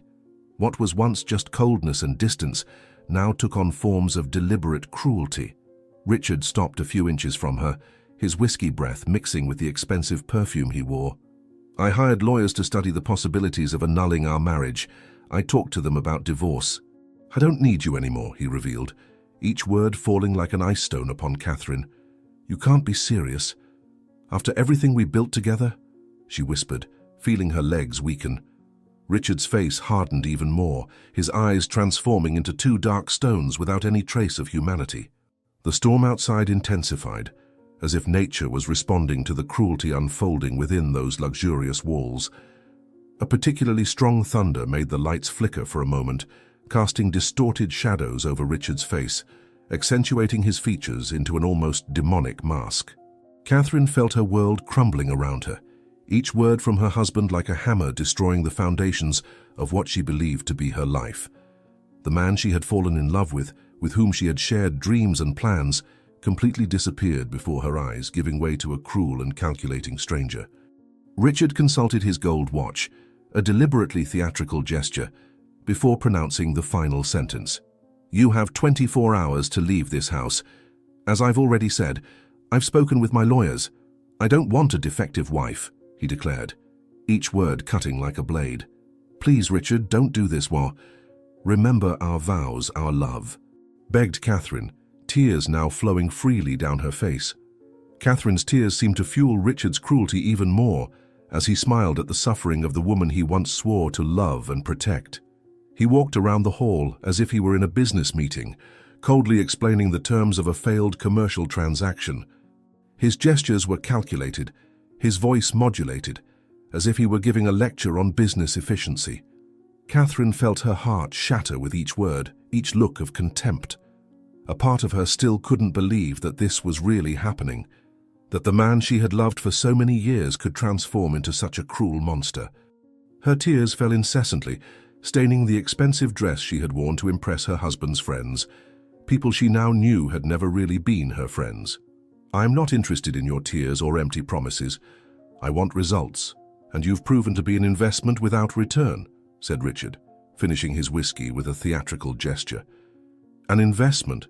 Is that what I am to you now?" "The business that went wrong?" asked Catherine, her voice choked with pain and indignation. The storm seemed to enter the mansion, not only through the deafening sound of thunder, but as an invisible force that distorted the air between Catherine and Richard. She felt a deep cold that had nothing to do with the ambient temperature, but with the sudden death of something precious she believed she possessed: her husband's love. Her knees finally gave way, and she fell onto the imported Persian rug, her sobs echoing through the empty hall. Richard observed the scene with a mixture of impatience and disdain, like someone watching a poorly executed play. Without any demonstration of empathy, he picked up the phone and dialed a number, completely ignoring Catherine's despair. Seconds later, 2 uniformed men entered the hall, stopping respectfully while waiting for instructions. They were security guards of the mansion, men that Catherine had always treated with kindness, but who now looked at her with a mixture of pity and embarrassment. "James, accompany my wife while she collects her personal belongings. Only what she brought to the marriage, nothing more," ordered Richard, turning to look out the window again. "Richard, please don't do this to me. We can seek help, try treatments," begged Catherine, clutching the edge of his jacket in a last desperate gesture. The firm hands of the security guard rested on Catherine's shoulders, indicating it was time to get up and accept her fate. The touch, although professional, carried a trace of gentleness that Richard had not shown at any moment during that terrible night. Resigned, Catherine rose with difficulty, her legs still trembling from the emotional shock. Before leaving the room, she cast a final glance at Richard, searching in his eyes for any trace of the man she had known, any indication that all this was just a nightmare from which she could awaken. But she found only the coldness of a stranger, someone who saw her as a disposable object now without use. The security guard led her through the luxurious corridors of the mansion to the bedroom she had shared with Richard for years. Each step was like walking through a museum of memories that now seemed to belong to another life, another person. "Do you have any luggage to take your belongings, ma'am?" asked the security guard, avoiding looking her in the eyes. "Yes, in the closet. But how am I going to carry everything that's mine in just one suitcase?" replied Catherine, the reality of her situation finally consolidating in her mind. The clock marked almost midnight when Catherine was escorted to the main door of the mansion. The rain continued relentlessly, transforming the gardens into small lakes and creating curtains of water that made it impossible to see beyond the gates of the property. Catherine held a single small suitcase containing only a few personal items, photographs of her family, and important documents. The security guard seemed uncomfortable with the situation, looking alternately at her and at the storm outside. The idea of abandoning a woman in those conditions, in the middle of the night and under torrential rain, clearly disturbed him. But orders were orders, especially when they came from a man as powerful as Richard. Catherine felt her heart tighten when the door opened, revealing the darkness and violence of the storm that awaited her. She had no car, not enough money for a hotel, nowhere to go at that moment. "Ma'am, perhaps it's better to wait until the rain decreases a bit," suggested the security guard, showing more humanity than his boss. I can't. He said 24 hours, but his eyes said now, responded Catherine, breathing deeply and taking the first step outside the mansion she had once called home. The rain fell mercilessly on Catherine as she walked down the deserted street, each step heavier than the previous one. Her elegant dress, now soaked, stuck to her body like a second skin, and her hair, once carefully arranged, hung in wet strands over her pale face. The small suitcase she carried seemed to increase in weight with each meter traveled, as if it were filled not only with belongings but with all the dreams and hopes that had been brutally crushed that night. The lights of the mansion were no longer visible when Catherine stopped for a moment, trying to orient herself in the darkness, interrupted only by occasional lightning flashes. There were no taxis, no buses at that hour, especially in that exclusive neighborhood where private cars and drivers were the norm. The cold wind penetrated through the wet fabric of her clothes, making her tremble uncontrollably. It was then that she felt the first stab in her chest, a sharp pain that made her let out an involuntary moan. "I can't give up now. I need to find help," she murmured to herself, forcing her legs to keep moving. "Why are you doing this to me, God? What did I do to deserve so much suffering?" she questioned in a desperate whisper as another wave of pain crossed her chest. Catherine's vision began to blur, not just from tears and rain, but from something more serious that she could not identify. Her legs finally gave way, and she fell on the soaked sidewalk, the suitcase escaping from her numbed fingers. Breathing became increasingly difficult, as if an invisible hand was squeezing her chest, preventing air from entering her lungs. The sharp pain transformed into a crushing pressure, making her fight for each shallow breath. In the midst of her despair, a part of her mind questioned if this would be the end, if she would die right there, abandoned on the sidewalk like a discarded object, with no one to hold her hand or speak words of comfort. The memories of her life with Richard flashed before her eyes. The first meeting, the marriage proposal, the plans for a family that never materialized. How could everything end like this? How could love transform into so much hatred? "Help! Please!" She tried to scream, but her voice was nothing more than an inaudible whisper beneath the roar of the storm. "I don't want to die like this. I don't want him to win," she thought, fighting against the darkness that began to envelop her consciousness.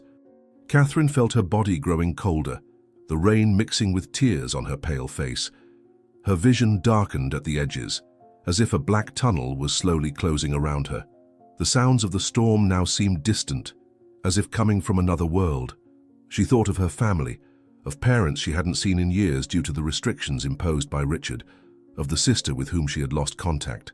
She imagined what their lives would be like when they learned of her death, the regret for having allowed her to isolate herself in a marriage that, she now realized, had always been more of a prison than a union. Her fragmented thoughts were interrupted by a sudden brightness that pierced through the darkness of the stormy night. Headlights. A car was approaching rapidly. Catherine tried to raise her hand, make any gesture to draw attention, but her body no longer responded to her brain's commands. The headlight beam grew more intense, momentarily blinding her as the vehicle approached. Was it her last hope, or just another witness to her lonely end? "Please see me, please stop," she silently begged, her heavy eyelids closing against her will. "I don't want to die without fighting. I need to show him I'm stronger than he thinks," was her last conscious thought, before darkness finally enveloped her completely. The morning sun illuminated the university campus buildings, bringing life to the red brick walls and meticulously maintained gardens. Students hurried between buildings, carrying books and animatedly discussing classes and assignments. At the entrance of the central library, a 32-year-old woman carefully organized a stack of loan forms. Catherine, now with shorter hair and simple but elegant clothes, had been working as an assistant secretary for almost 5 months. No one there knew about her past, except Jessica, the friend who had saved her life on that stormy night. Catherine still remembered waking up in the hospital, confused and disoriented, with Jessica holding her hand. Later, she discovered that her friend had been driving down the street when she saw her collapse on the sidewalk, and immediately took her to the emergency room, where she was diagnosed with severe pneumonia and extreme exhaustion.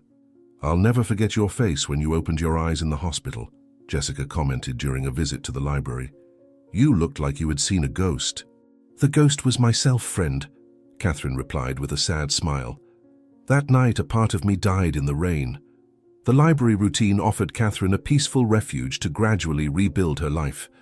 Cataloging books, helping students find references, maintaining the necessary silence, all these simple tasks brought a sense of normalcy that she hadn't experienced in years. The salary was modest, barely covering the rent for the small one-bedroom apartment she shared with a nursing student, but for the first time in a long time, Catherine felt free. Free from Richard's demands, free from social appearances, free from the constant pressure to be the perfect wife of a powerful man. However, this freedom came with its price. In recent months, she had tried several times to get better jobs, more aligned with her business administration degree, but all doors mysteriously closed after promising interviews. She didn't need to be very insightful to understand that Richard's long shadow reached further than she had imagined. "I tried at that publishing house downtown, the one I told you about," Catherine said to Jessica during lunch at the campus cafeteria. "The interview was perfect. The manager even said I was exactly what they were looking for." "Let me guess. The next day you received a generic email thanking you for your interest, but informing you they chose another candidate?" Jessica asked, already knowing the answer. The library was particularly quiet that Thursday. Catherine was taking advantage of the time to reorganize the Latin American literature section when she noticed the recurring presence of a man in the poetry area. He appeared to be around 35 years old, wore dark-framed glasses that highlighted his attentive brown eyes, and always carried a leather briefcase worn by time. In recent weeks, she had noticed him frequenting the library almost daily, always focused, making meticulous notes in a hardcover notebook. Unlike many professors who treated staff with indifference, he always greeted her with a genuine smile and thanked her even for the smallest assistance. That afternoon, as Catherine carried a particularly tall stack of returned books, she felt them slipping from her hands. Before they could hit the floor, the professor appeared at her side, holding them skillfully. "It seems gravity has a special fondness for classic literature," he commented with a gentle smile, while helping reorganize the books in her arms. "Thank you very much, Professor. Sorry, I don't know your name even after seeing you here so many times," Catherine replied, feeling her cheeks blush slightly. The professor accompanied Catherine to the service desk, carrying half of the books she had dropped. As they walked side by side through the silent corridors of the library, he introduced himself as Michael, professor from the Comparative Literature Department. His voice had a pleasant tone, neither too loud for the environment nor too soft to be difficult to understand. There was something comforting in the way he spoke, unhurried, as if each word was carefully chosen. In the following days, encounters between them became more frequent. Michael would ask for specific book suggestions, and Catherine gradually began setting aside works she thought might interest him, based on the brief discussions they had during his visits. It was a professional relationship, but there was a quiet comfort in his presence that Catherine hadn't experienced in a long time. "I'm preparing a course on magical realism and its influence on contemporary literature," Michael explained during a conversation. "Students think they know everything about the subject after reading one or two famous books. It's like knowing the ocean just by having wet your feet at the beach," Catherine responded, surprising herself with her own metaphor and with the naturalness of the conversation. Rain fell softly outside, marking the beginning of autumn. Catherine was in the children's section, organizing a new shipment of picture books that would be used in the campus literacy program. Picking up a particularly colorful volume about a family of rabbits, she felt a knot form in her throat.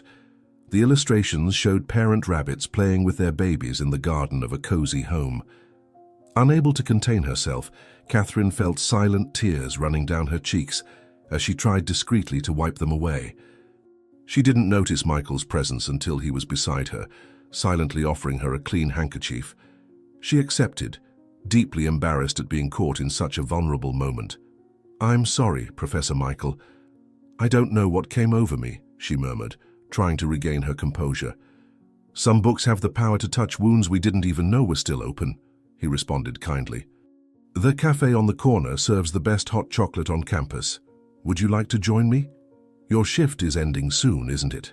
The small cafe near campus was cozy, with worn leather armchairs and soft lighting. Seated in a discreet corner, Catherine and Michael talked about light subjects: movies, music, favorite books. The rain continued outside, creating a pleasant barrier between them and the outside world. Catherine held her cup of hot chocolate with both hands, absorbing the comforting warmth. There was something in Michael's gaze that made her feel safe, something completely different from Richard's calculating look. When he delicately asked about her story, she hesitated. Years living with a man who transformed each vulnerability into a weapon had made her extremely cautious. "You don't need to tell me anything you don't want to," said Michael, noticing her discomfort. "But I want you to know that I'm not here to judge anyone."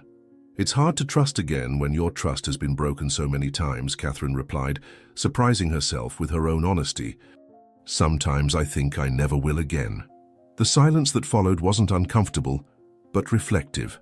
Michael seemed to be carefully considering his next words. When he finally spoke, his voice had a slightly different tone, more personal, less professorial. He told Catherine about his own romantic disappointment, how his fiancée had left him 3 weeks before the wedding for a successful businessman, taking with her not only the hopes of a life together, but also the trust he had in people. For 2 years, he plunged into a bitterness that almost destroyed his career and drove away close friends. Catherine listened attentively, recognizing in his story echoes of her own pain. There was something deeply comforting in knowing that she wasn't alone in her suffering, that other people also carried invisible scars. "How did you manage to overcome it?" Catherine asked, truly interested in the answer. "I haven't completely overcome it, and perhaps I never will," Michael responded with sincerity. "But I learned that continuing to breathe one day after another is already a form of victory, and I discovered that helping my students find beauty in literature was a way to rediscover beauty in my own life." Their cafe meetings became part of their routine. Twice a week, after Catherine's shift at the library, they talked about literature, philosophy, and gradually, about their own lives. A genuine friendship blossomed, based on mutual respect and shared understanding of pain. Michael never pressured Catherine to reveal more than she felt comfortable with, and she deeply appreciated this sensitivity. During one of these afternoons, after almost 2 months of regular conversations, Michael casually mentioned a scholarship program for university employees who wished to complement their education. His eyes shone with enthusiasm as he explained how Catherine could benefit from evening classes to complete her degree that had been interrupted years ago. The idea of returning to study had never occurred to her. During her marriage to Richard, any personal aspiration was seen as an unnecessary distraction from her role as a wife. "I don't know if I have the capacity to return to studying after so long," Catherine confessed, although a small flame of hope was already beginning to burn within her. "You are one of the most intelligent people I know, Catherine," Michael responded with conviction. "And more important than that, you have determination. I've seen how you rebuilt your life from scratch. Studying will just be one more step in this journey." The campus was buzzing with unusual activity that Monday morning. Posters announced the visit of an important benefactor who would make a significant donation for the expansion of the science department. Staff members ran from one side to another, adjusting decorations and checking sound equipment. Catherine, busy with her tasks in the library, barely paid attention to the commotion until Jessica rushed in, her face pale and worried. Without saying a word, she pulled Catherine into the book storage room, away from the curious ears of students and other staff. Her eyes were wide, a mixture of anger and concern evident in her features. "He's here, Catherine," Jessica said in a low, urgent voice. "Richard is the benefactor everyone is waiting for. I just saw him arriving with the dean." "No, it can't be," Catherine murmured, feeling the blood drain from her face. "Of all places, why here? Why now that I'm finally rebuilding my life?" Catherine's world seemed to collapse again. Her hands trembled as she tried to process the information. Richard, the man who had humiliated her and thrown her out of the house on a stormy night, was now just a few meters away, probably with no idea that she worked there. Or worse, perhaps he knew exactly and was there to remind her of his power. Jessica suggested that she go home immediately, pretend to be sick, anything to avoid a potentially devastating encounter. But before they could elaborate a plan, the library door opened and a group of important people entered. The dean, several tenured professors, and in the center, like a king among subjects, Richard. He looked exactly as she remembered, impeccably dressed, calculated smile, cold eyes evaluating everything around him. Catherine froze behind the service desk, praying that he wouldn't notice her among the staff. "This is the intellectual heart of our institution," the dean proudly declared, gesturing to the library space. "Our students and professors depend on these resources for the academic excellence that differentiates us." "Impressive," Richard responded with that voice that Catherine knew so well. "I've always believed that knowledge is the greatest possible investment." The group continued its tour through the library, with Richard asking occasional questions about the collection and services offered. Catherine kept herself busy, head down, organizing books that were already organized just to avoid any eye contact. For a moment, she believed she could go unnoticed until they left the place. Then the inevitable happened. While the dean was explaining the need to expand the research section, Richard looked directly in her direction. There was a moment of confusion in his gaze, followed by recognition and finally a subtle, almost predatory smile. Politely interrupting the dean, Richard walked toward the counter where Catherine was practically paralyzed. "What an extraordinary coincidence," he declared loudly, attracting everyone's attention. "I didn't expect to find my ex-wife working here." "Richard, please," Catherine whispered, feeling the curious gazes of everyone present on her. An awkward silence took over the library. The dean, clearly surprised, looked alternately at Richard and Catherine, uncertain how to proceed. The other professors and staff tried to disguise their curiosity, but it was evident that everyone was attentive to the unexpected drama. Richard, on the other hand, seemed to be enjoying every second of that situation. He moved even closer to the counter, leaning slightly as if sharing a confidence, but keeping his voice loud enough for everyone to hear. "I see you managed to find a modest job," he commented with false cordiality. "It's good to see you being useful in some way, since you couldn't fulfill your role as a wife." "This is neither the time nor place for this," Catherine replied, struggling to maintain her composure while feeling her face burn with shame and indignation. At that moment, Michael entered the library. Immediately noticing that something was wrong from the terrified expression on Catherine's face and the tense atmosphere in the room, he quickly approached the counter. Without knowing Richard's identity or fully understanding the situation, he instinctively placed himself beside Catherine, like a protective shield. His posture was calm, but his eyes revealed an iron determination. "Is everything okay, Catherine?" he asked, his voice calm but firm. "Do you need help with anything?" I see you've already found a replacement," Richard commented with disdain, looking Michael up and down as if assessing an object of little value.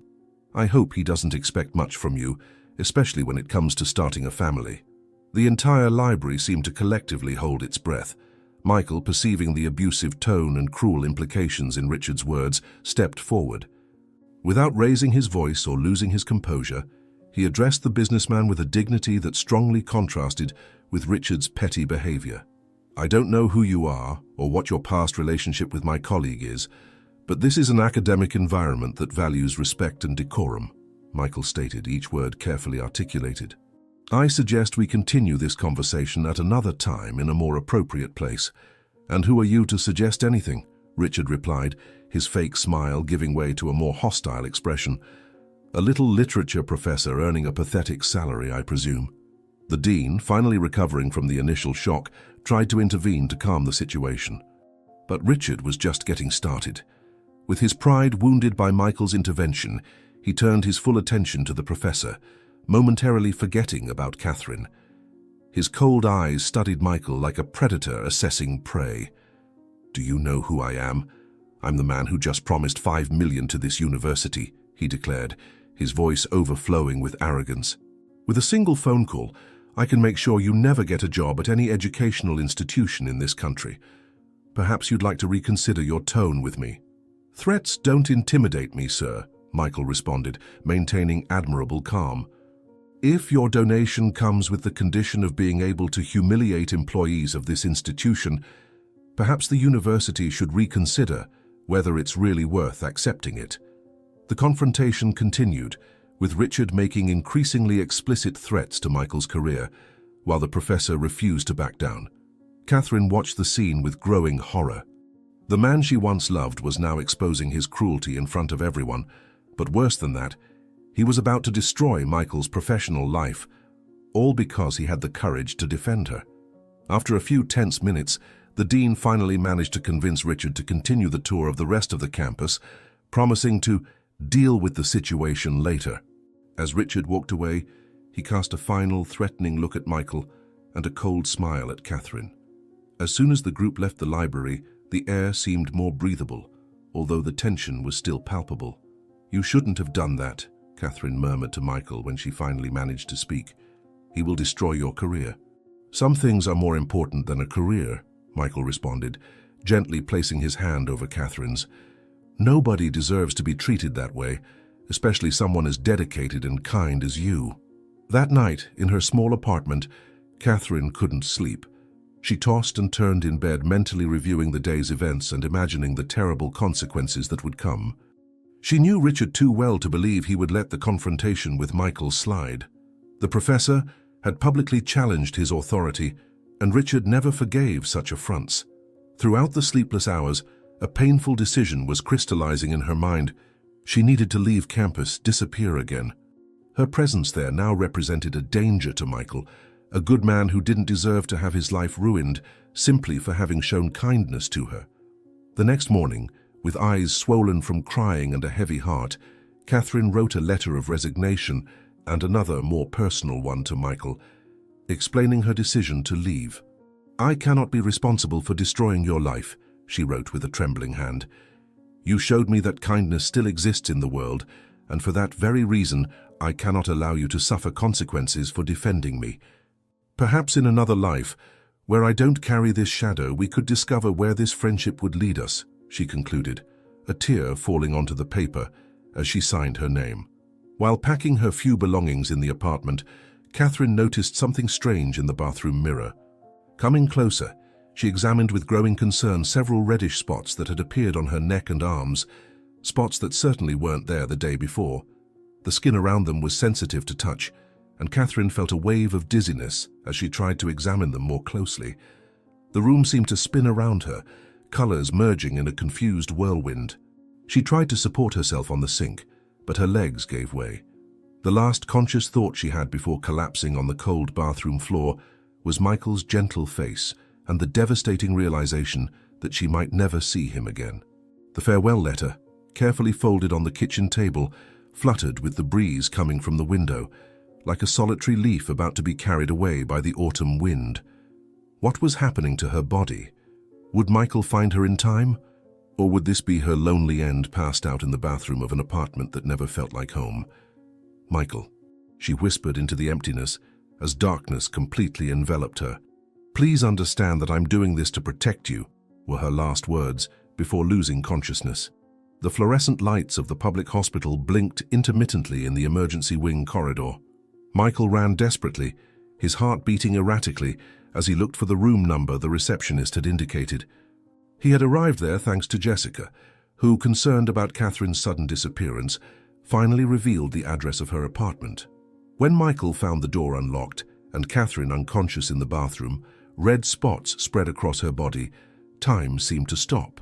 The journey to the hospital was a blur of sirens and lights, with Michael firmly holding Catherine's cold hand in the ambulance, silently begging her to hold on. Now, standing at the door of the room where doctors were examining her, he felt completely helpless. A nurse prevented him from entering, explaining that they were conducting tests and someone would soon come to talk to him.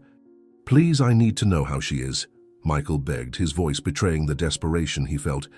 "I found her unconscious, with strange spots all over her body. Dr. Matthews is with her now, and he's the best we have," the nurse responded kindly.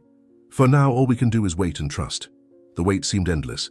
Michael paced back and forth in the small waiting room, occasionally stopping to look down the hallway, hoping for some news.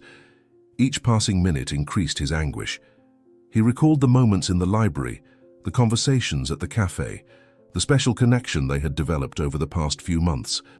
The farewell letter he had found on Catherine's apartment table still weighed in his pocket, the painful words etched in his memory. She was willing to disappear again, to give up everything she had built, just to protect him from Richard's threats.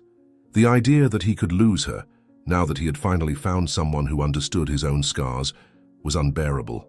After 2 hours that seemed like an eternity, a middle-aged doctor with graying hair and a puzzled expression approached. Michael immediately recognized the badge. Dr. Matthews, the same doctor who, as Catherine had once mentioned, had diagnosed her infertility years ago. "Are you a relative of patient Catherine?" asked the doctor, studying Michael with tired but attentive eyes. I'm a close friend," Michael replied hesitantly. "I was the one who found her unconscious. Please, doctor, how is she?" Dr. Matthews invited Michael to sit down, which only increased his apprehension. With professional calmness that barely disguised his own astonishment, the doctor explained that the tests revealed something completely unexpected. Catherine was pregnant. Not with one child, but with 3. Triplets. Michael felt the world spinning around him as he tried to process the information. How was this possible? Catherine had mentioned being diagnosed as infertile, that this was the reason Richard had kicked her out of the house that stormy night. The doctor, noticing his confusion, continued explaining that the previous diagnosis had a minimal margin of error, like all medical diagnoses. Moreover, a triplet pregnancy, especially in someone with a history of conception difficulties, was extremely rare, practically a medical miracle. "Frankly, I'm astounded," confessed Dr. Matthews, adjusting his glasses. "In 30 years of practice, I've never seen a case like this. It's as if her body defied all probabilities." "But what about the spots on her skin? Why did she faint?" questioned Michael, still trying to assimilate the news of the pregnancy while worrying about Catherine's current condition. The following days were an emotional roller coaster. Catherine woke up disoriented, initially not understanding why she was in the hospital or why Michael was there, holding her hand as if he would never let go. When Dr. Matthews shared the diagnosis, she initially refused to believe it. After years of accepting her supposed infertility as a definitive sentence, the news that she was not only pregnant, but expecting triplets, seemed like a cruel joke of fate. The spots on her skin, the doctor explained, were the result of intense hormonal changes, something common in multiple pregnancies, although rarely so pronounced. The fainting was caused by a combination of low blood pressure and anemia, conditions that would need to be carefully monitored in the following months. Michael remained by her side, day after day, adjusting his class schedules to be present at every appointment, every examination, offering a silent and constant support that Catherine had never experienced before. "I don't know what to do," Catherine confessed one afternoon, looking out the hospital window while unconsciously caressing her still imperceptible belly. "3 babies. How will I manage to raise them alone?" "You're not alone, Catherine," Michael replied, sitting on the edge of the bed and taking her hands in his. "I'm here and I'll be here for as long as you allow me to stay." Your news of Catherine's pregnancy soon reached Richard's ears. As promised, he began to use his influence to harm Michael's academic career, spreading rumors about improper conduct and pressuring members of the university board. However, he underestimated the reputation Michael had built over the years and the loyalty of his colleagues and students. Confronted with the choice between yielding to the pressures of a donor, however generous, and defending a professor respected by the entire academic community, the dean chose the latter. The promised donations were cancelled, but the integrity of the institution remained intact. Michael, although relieved to keep his job, constantly worried about Richard's next moves, fearing he would discover Catherine's pregnancy and try to claim some right over the children. This concern consumed him as he watched Catherine sleeping in the hospital room, her face finally serene after days of emotional turmoil. "I won't allow him to hurt her again," Michael silently promised, observing the slight rise and fall of Catherine's chest as she breathed calmly. "I'll do whatever it takes to protect her, to protect these children, even if it means facing him again," he thought, determined to be the strength Catherine needed at that moment. After being discharged from the hospital came the most difficult decision: what to do about the pregnancy. Michael made it clear from the beginning that he would support any choice Catherine made, without pressure or judgment. Sitting in her small apartment, they talked for hours about the options, the fears, the hesitant hopes that were beginning to blossom. Catherine oscillated between the terror of not being able to care for 3 children and the growing feeling that, after believing for so long that she would never be a mother, She could not give up this unexpected opportunity. With tears in her eyes, she confessed to Michael that even in the worst moments with Richard, she had never completely abandoned the dream of having children. Now confronted with this medical miracle, she felt that refusing it would be denying an essential part of herself. "I want these babies, Michael," she finally said, her voice trembling but determined. "I don't know how I'll manage, but I want to give them a chance. And myself." "Then let's do this together," Michael replied, his face lighting up with a smile that reflected not only relief, but also something deeper, something they both felt growing between them, but had not yet named. The months passed, and with them, the relationship between Catherine and Michael evolved into something neither had planned, but which seemed as inevitable as the sunrise. What had begun as friendship and mutual support gradually transformed into a deep love, built on foundations of respect, understanding, and genuine admiration. On a quiet afternoon, sitting in the small park near campus, Michael held Catherine's hands and, with a voice choked with emotion, asked her to marry him.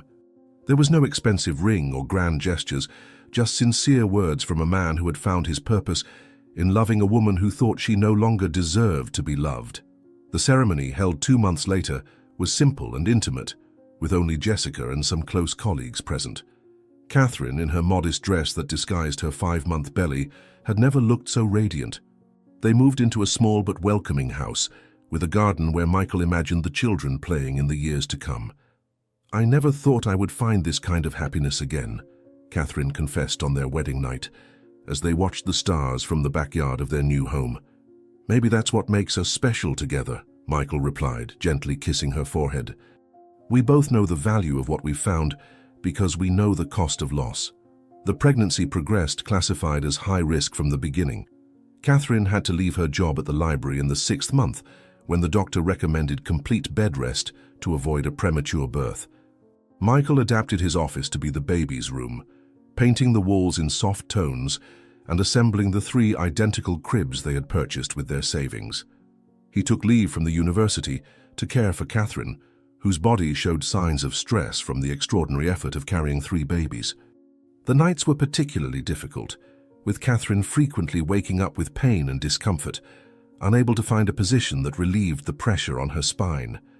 Michael stayed awake with her, reading stories, massaging her swollen feet, ensuring she took all the medications and supplements prescribed by Dr. Matthews. At each consultation, the doctor expressed his admiration for Catherine's determination, for the way her body, once considered defective for motherhood, now demonstrated extraordinary resilience. "I continue to assert that you are witnessing a medical miracle," Dr. Matthews commented during an ultrasound examination, observing the 3 fetuses moving on the screen. "These children have a warrior mother." "And a wonderful father," Catherine added, squeezing Michael's hand as tears of emotion ran down her face while hearing the 3 distinct heartbeats filling the room. While Catherine and Michael built their new life together, preparing for the arrival of the triplets, Richard faced a very different reality. Isolated in his luxurious mansion, he watched his business empire begin to crumble. His reputation, once impeccable, suffered from reports of abusive behavior with employees and impulsive decisions that harmed the business. The failure to pressure the university to fire Michael was just the beginning of a series of defeats that eroded his power and influence. Without Catherine to moderate his most destructive impulses, Richard had become even more ruthless and arrogant, alienating important allies and making influential enemies. In an irony of fate, the woman he had discarded as defective was now building a life full of possibilities, while he, seemingly perfect and powerful, watched helplessly as everything he valued fell apart. On a particularly lonely night, observing the wedding portrait that he inexplicably could not get rid of, Richard allowed himself to question for the first time if he had made the biggest mistake of his life. "How could I have been so blind?" he muttered to the portrait of a younger Catherine, whose smile held a happiness that he now recognized as genuine. "All I have are these empty walls and soulless contracts while she moves on free from the monster I've become," he reflected bitterly, turning the frame face down, unable to bear the weight of that happy gaze he would never see again. The dawn was silent when Catherine felt the first contraction. It was too strong, too painful for what she expected to feel in the coming weeks. The calendar marked only 7 months and 2 weeks of pregnancy, too early for the babies to be born. Michael woke up with her muffled groan, immediately alert. No words were necessary. The terror in Catherine's eyes and the way she held her belly said it all. The journey to the hospital was a nightmare of adrenaline and fear. The contractions intensified rapidly, and Michael could see the pain etched on Catherine's pale face. In the emergency room, the obstetrics team acted with silent efficiency, assessing the situation and preparing for a premature birth of triplets, a procedure everyone knew to be extremely risky. Dr. Matthews was called from home, arriving still adjusting his coat over casual clothes. His expression when examining Catherine was grave. The look exchanged with the head nurse didn't go unnoticed by Michael, who felt his heart tighten with fear of what was to come. "The babies are coming now. We can no longer delay," explained the doctor, his voice firm but gentle. "It will be an emergency cesarean, and I need to be honest. There are considerable risks for both Catherine and the babies. Do whatever necessary to save them, doctor," pleaded Catherine between contractions, gripping Michael's hand with surprising strength. "Promise you'll prioritize the babies if you have to choose." The operating room transformed into a silent battlefield where life and death danced dangerously. Michael, dressed in sterilized clothing, was authorized to stay by Catherine's side, holding her hand while the anesthesia took effect. He whispered words of encouragement, though his own voice trembled with the fear he tried to hide. Dr. Matthews worked with surgical precision, assisted by a team specialized in high-risk deliveries. The tension was palpable when the first baby was removed, a boy so small that it seemed impossible to contain a life in that fragile body. He didn't cry immediately, causing seconds of absolute terror before a weak hiccup filled the room. The second baby, another boy, came soon after, with a more vigorous cry that drew sighs of relief from the team. The third, a girl, was the smallest of the three and also caused the most concern, requiring immediate intervention to breathe. While the neonatal team worked frantically with the 3 newborns, Catherine began to lose blood in alarming quantity. The monitors beeped insistently, and Dr. Matthews shouted precise orders while fighting to contain the hemorrhage. "I'm losing her. I need more blood here, now," ordered the doctor, his hands moving with desperate skill. "Michael, take care of them for me," whispered Catherine, her eyes heavy from anesthesia and blood loss fixing one last time on the face of the man she loved, before closing. The following hours were the longest of Michael's life.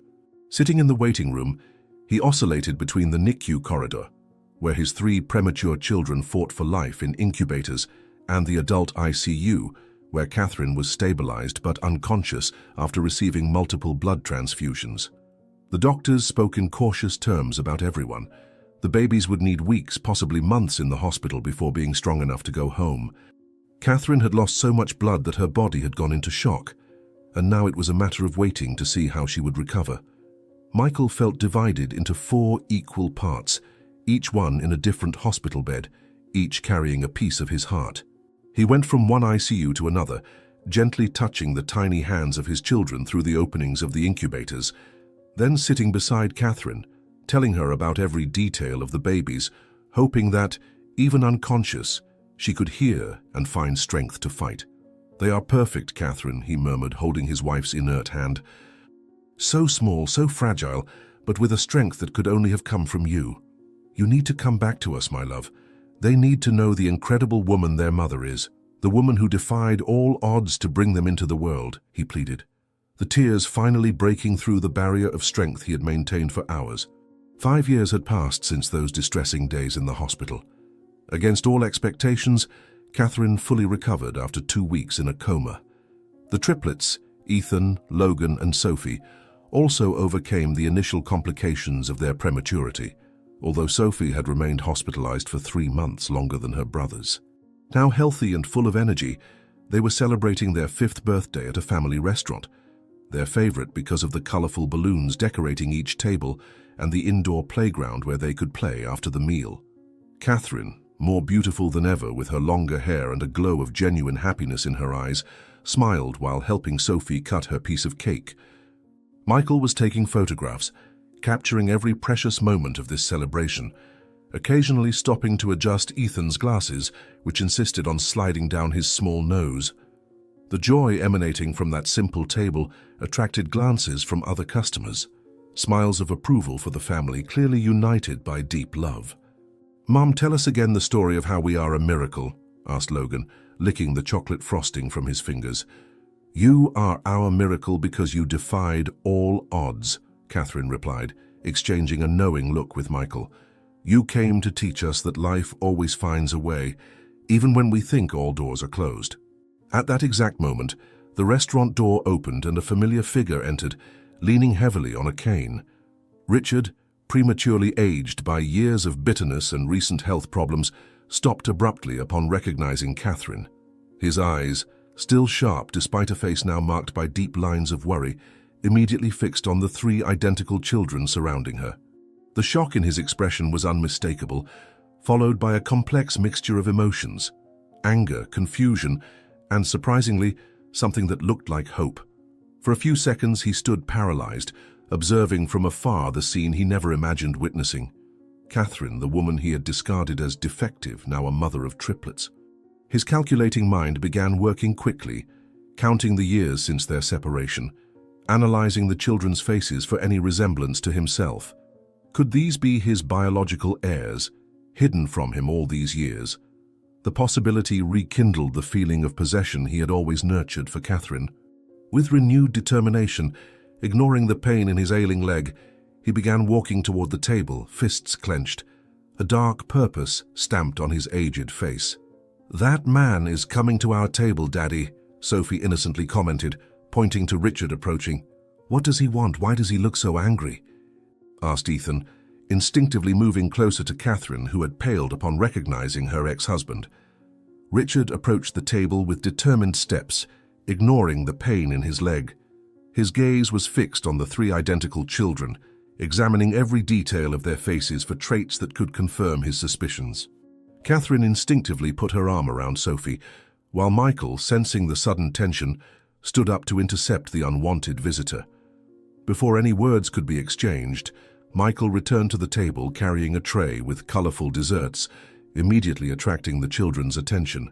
"Daddy, did you bring chocolate ice cream for me?" exclaimed Logan, stretching eagerly. "Daddy, can I have the strawberry one too?" asked Sophie, her eyes shining with expectation.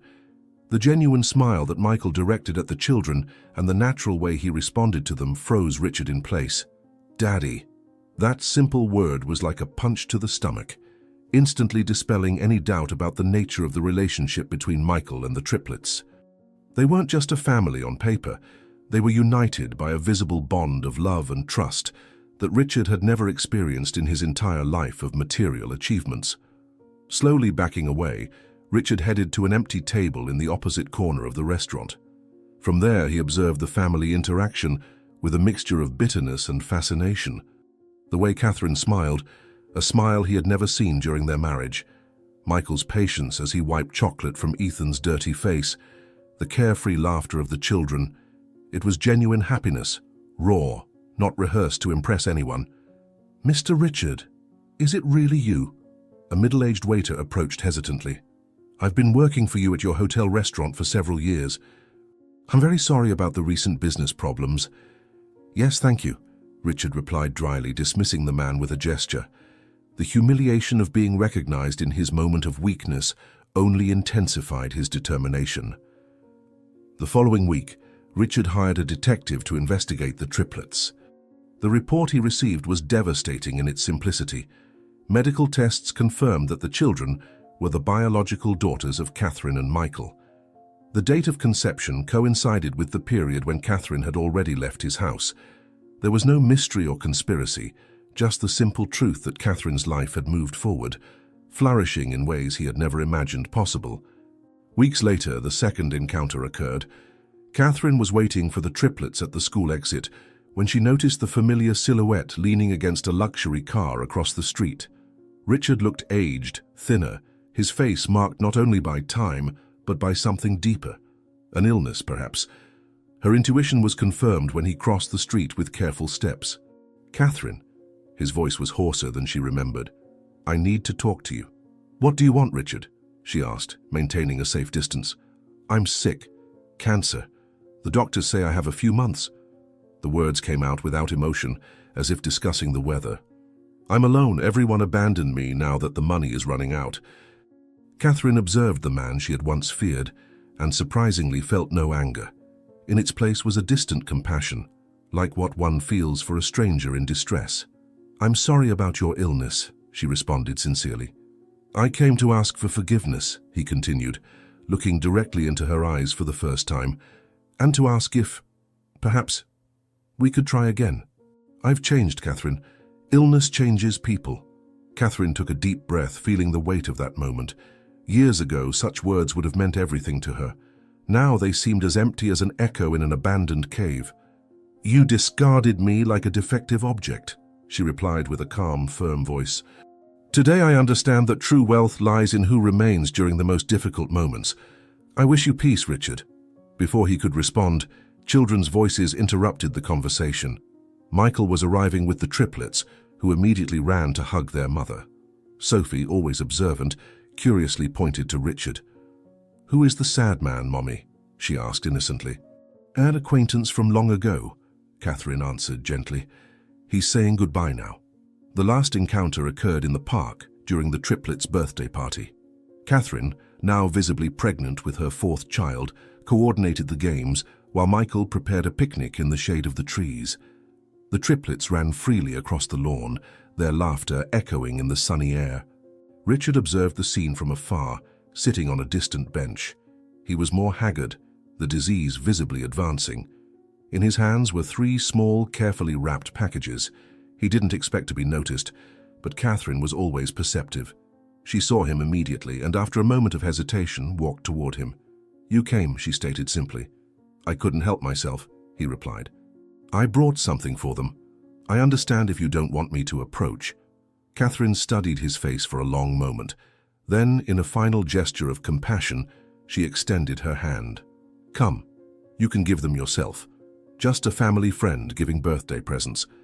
Richard's eyes shone with unshed tears when she led him to the children, introducing him simply as a friend. The children accepted the presents with the uncomplicated joy of childhood, thanking him politely before returning to their games, unaware of the profound significance of that moment. "This is for you, Sophie. I hope you like dolls," he said, handing a pink package to the girl who stared at him with innocent curiosity. For a fleeting instant, Richard imagined what it would have been like if these were his daughters, if he had chosen the path of patience and true love instead of an obsession with a perfect heir. The universe, in its infinite irony, had granted Catherine what he had most desired, but with another man, a man who knew how to value the miracle before him. "Thank you," Richard murmured as he said goodbye, his voice choked with contradictory emotions. "Goodbye, Richard," Catherine responded, knowing it would probably be the last time they would see each other. As he walked slowly away, leaning on his cane, Richard looked back one last time over his shoulder. Michael had joined Catherine, his arm protectively around her waist, both watching the children play with their newly received gifts. A complete family, united not by obligation or appearances, but by choice and genuine love. That night, alone in his mansion emptied by illness and debts, Richard contemplated an old wedding photograph. The young Catherine smiled beside him, her eyes not yet stained by the bitterness he would inflict years later. With trembling fingers, he touched the image, finally understanding the magnitude of what he had lost. It wasn't just a wife and potential children he had discarded on that stormy night. It was the possibility of a life with real meaning, of genuine connections, of being truly loved not for what he owned, but for who he was. Meanwhile, in the small, modest home they had built together, Catherine and Michael put the triplets to bed. Stories were read, goodnight kisses distributed, lights gently turned off. In the simple but cozy living room, they sat side by side on the worn sofa, hands intertwined over the belly where another proof of their love was growing. Through the open window, the night breeze brought the scent of flowers from the small garden Michael tended on weekends. On the coffee table rested 3 colorful drawings made by the triplets at school, a family of 5 people holding hands, with a small additional circle on the maternal figure's belly. The walls, decorated with photographs of simple moments, birthdays, park outings, first day of school, told the story of happiness built day by day, piece by piece. "Do you think we did the right thing today?" asked Michael, caressing Catherine's hair. "Yes," she replied with conviction. "Compassion is not weakness, it's strength. Our children will learn that too." Catherine looked at the small music box on the shelf, a gift from her mother that had survived the stormy night of expulsion. It was her only material link to the past, a reminder that even in the worst storms, something precious always remains. They fell asleep embracing, surrounded not by material wealth or luxury objects, but by true abundance. A family built on foundations of love, respect, and genuine acceptance. In the end, that was the true wealth that Richard, with all his empire, never came to know. Did you like Catherine and Michael's story? Then subscribe to the channel, leave your like and comment where you're watching from. Oh, and there's another story waiting for you here on the screen. Click there, and I'll be waiting for you.